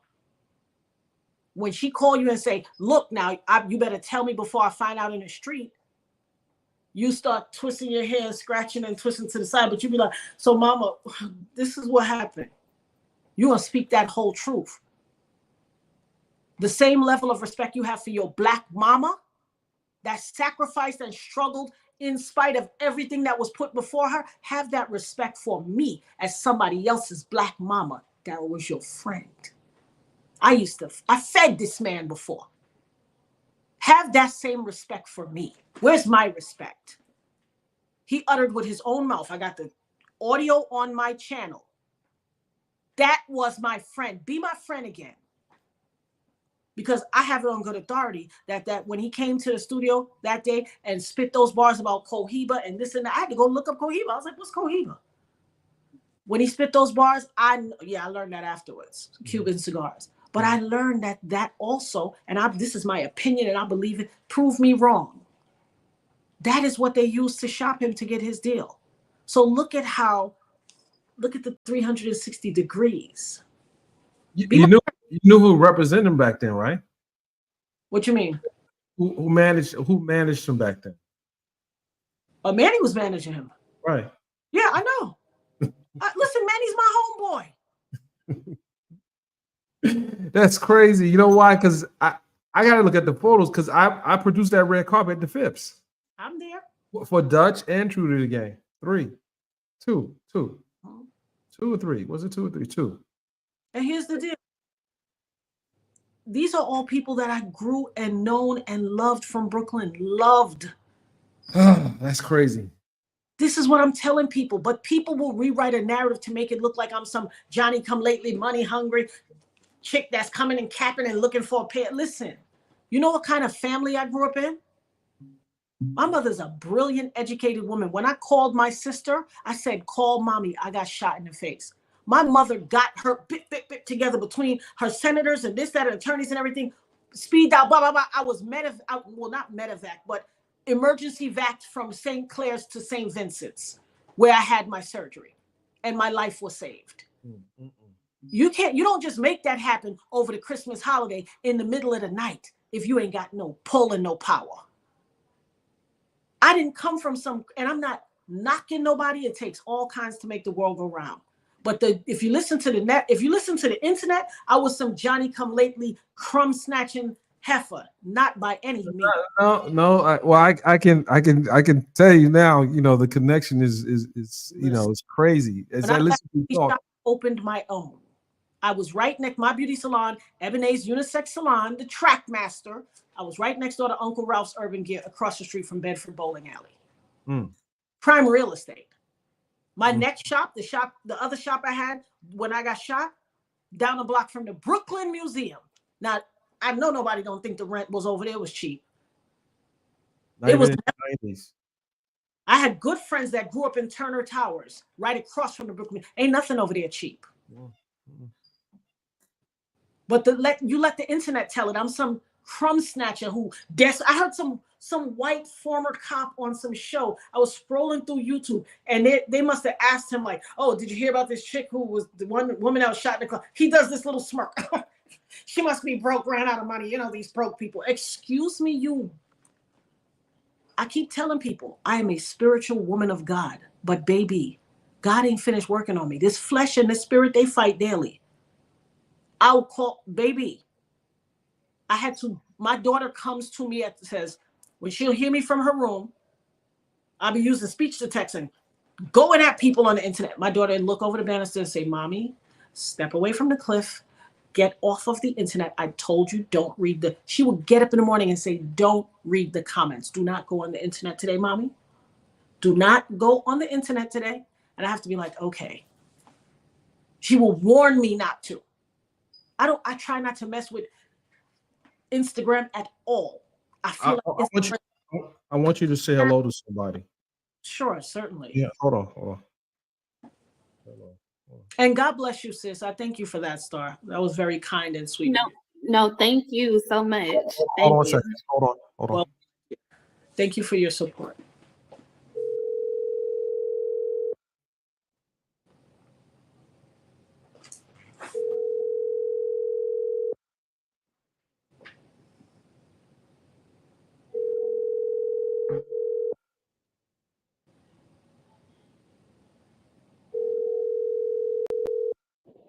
Is Manny Hilly of Manny Hilly Productions. He'll call me back. Just bringing Manny up real quick. He might be watching. I've known Manny for years. Let me tell you. Well, you was at the premiere, so that enough said. Well, no, listen. Even bigger than being at the premiere, I was at the advent when Manny was owning beauty salons and barbershops. I watched Manny as a young man come up in this game, very astute, brilliant. I remember Manny's a Taurus, if I'm not mistaken. I always had X amount of respect for his fortitude, his business savvy. I know his whole family. Manny is a force to be reckoned with and a giant that the world has yet to behold. I've known him for a very long time. And although we may not see people, you may have 10 years, 2 years, whatever, where you don't see people, it doesn't diminish the original friendship that you had. Who I'm just curious because, I had someone else control the VIP list. Who invited you to the red carpet? Because I wasn't invited, darling. No, I know. Listen, I had people. How I got in, darling? She's been that girl. Well, thank you. There is no rope I can't get in. Well, listen, you were at the red carpet. Tell people how packed we had that. It was beautiful. It was first of all, the movie itself was spectacular. It was beautiful and always a class act, though. But that's just the standard that I've always known with Manny. Anything he does is a class act. He's always been that guy. And he's not as highly regarded as he deserves to be. Now, whether he wants it or not, that's a different thing because, we all come to the game with our crafts and our skills, and we determine what's of value to us. You must got a troll that's following you because I'm putting them in it. What do you mean I must got a troll that's following? Do you know that these trolls been on me for 25 years? Okay, I had to put them in the time. Trolls. I ain't gonna ban. I'll put you in time. Here's the deal. They are threatened by here's the thing. Somebody can say, Mr. A did this to me on this date for whatever. And what do people say? Oh, really? Prove it. Well, here's the deal. I have the materials inside of my body. I am a threat like a mug. I have the bullet fragments in my body. In my body, irrefutably. There is no question as to whether I got shot. And there is no question of the materials in my body. I got shot in my face, in my nose. That means I was facing you and watching you. And plus the medical side, in my ear, my back of my head, the top, back, nothing. The face. People can refute all they want. They can have an attitude. They can say, oh, this, that, and the third. I don't care. Because the majority of them that talk the most weren't even there. And there was a doctor there, and they had the medical. It had the medical records. People say this statement, oh, there was no ballistics done. That is a lie. Of course there were ballistics done. I have the report that can tell you the amount, the caliber percentile of each bullet fragment in my face. I hear this story. Oh, no ballistics was done. Is that so? Well, how can this report I have tell of all the percentile of the fragments in my face. It adds up the percentile of bullet to get up to the caliber. What are they talking about? People are making things up. The internet will do what it does. I'm talking about people that are vital and integral to the case are out here making futile, stupid statements like that when I have the medical report. For years, I used to carry that thing in my wallet. Well, you know what? We're gonna. This is part one. We're gonna bring you back up. Indeed. And I didn't mean to take over your show. I No, promise. you didn't take over it. You know, I brought you up. You didn't take over it. Applications. Listen, if you took over, I would have. If I had an issue with it, I would have gave you the hee-ho. I appreciate you having these conversations. I appreciate your platform. I appreciate you for having me. I appreciate V. And I appreciate you being willing to open your mind to another perspective. Absolutely. That shows integrity, and that is what I ask of people. We all have our own thoughts. We all have our own frame of reference, and we all experience life differently based on it's life. How we experience life is an amalgamation of all that we've been through, all that we've seen, heard, experienced, and that informs how we take in and process information. Absolutely. Two children can be born of the same mother and father in the same household, and we know night and day. So, you know, we're not a monolith. We all take in and experience things how we do.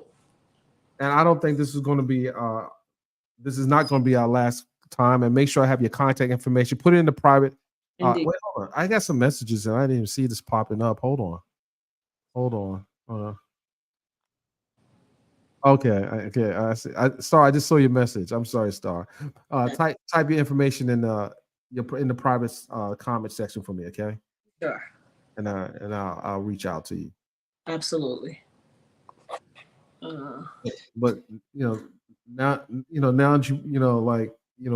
we get you part of the Amani Entertainment production now. You Listen, can I bring the?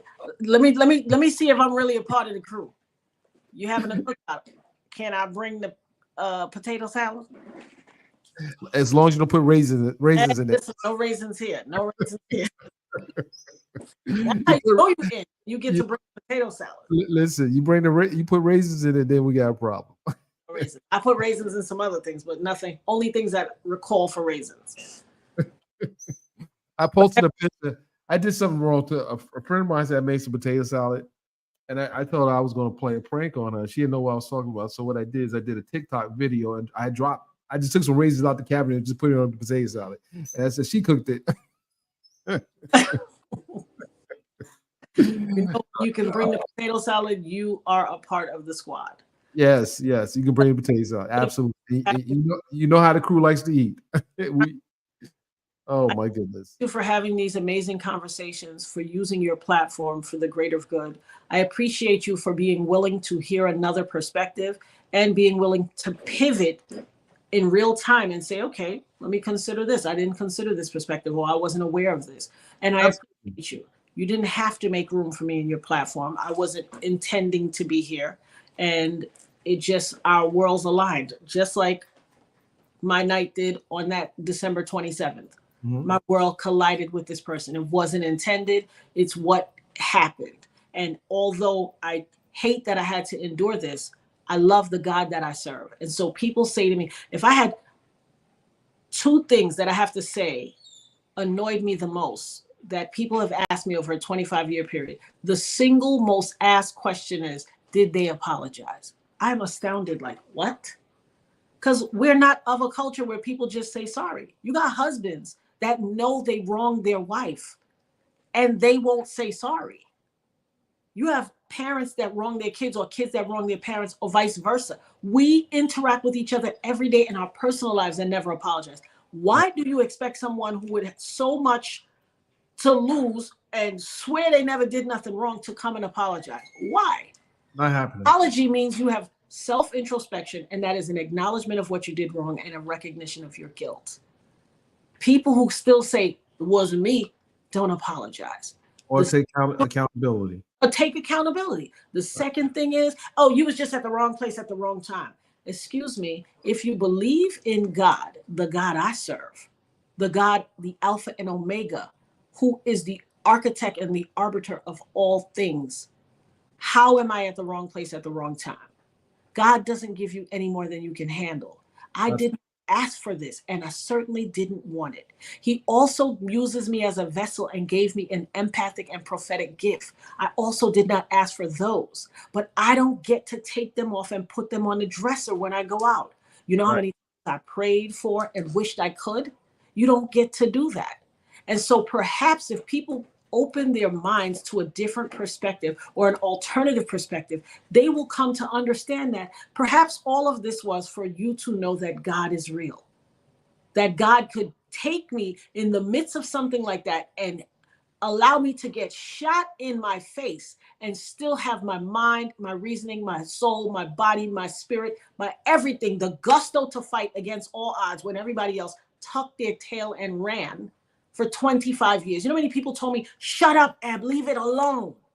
I can't. The integrity, the woman of God I am, does not allow me to shut up and go away. I have been wronged and I want to be made whole. And I have something to say and I'm going to say it. We need to become righteous indignant with the truth. We need to become righteously indignant with honor and respect and integrity and morals and character. And stop aligning ourselves because this person's more popular or that person got more money, because what I heard was money is the root of all evil.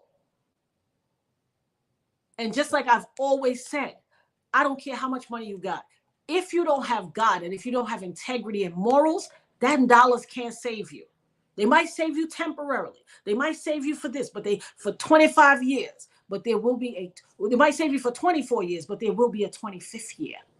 Absolutely. Ain't no guarantee that money could stretch, because I know a man named Steve Jobs that died with about $20 billion in his checking account. And as he withered away on his way to the grave, he said, I would give it all back if I could have my health. So stop selling your soul for money. Stop selling your soul to be, next to the man who's the man. We have to be better. And who in your life is telling you right now or showing you that someone is hurting or harming them or affecting them that you're ignoring? Do you have a kid that is sitting on the couch by yourself, and when a certain person walks in the room, they come and get up underneath you and, oh, Mom, look at my finger. Because they're trying to get closer to you for safety. Get out of my face. Go sit over there. Maybe that child is telling you without words, I'm afraid of this individual who just walked in the room. I'm going to come next to you because I feel safer by you. Pay attention to our own lives and stop focusing on all these people with the flashing lights. And I think that's how we're going to end the show. Yeah. On that note, we're going to end the show. Indeed. Stop focusing on the people with the flashing lights, and that's how we're going to end it. Right. Ladies and gentlemen, I thank you for joining the show tonight, and let's thank our very special guests. Thank you, guys. Special guests.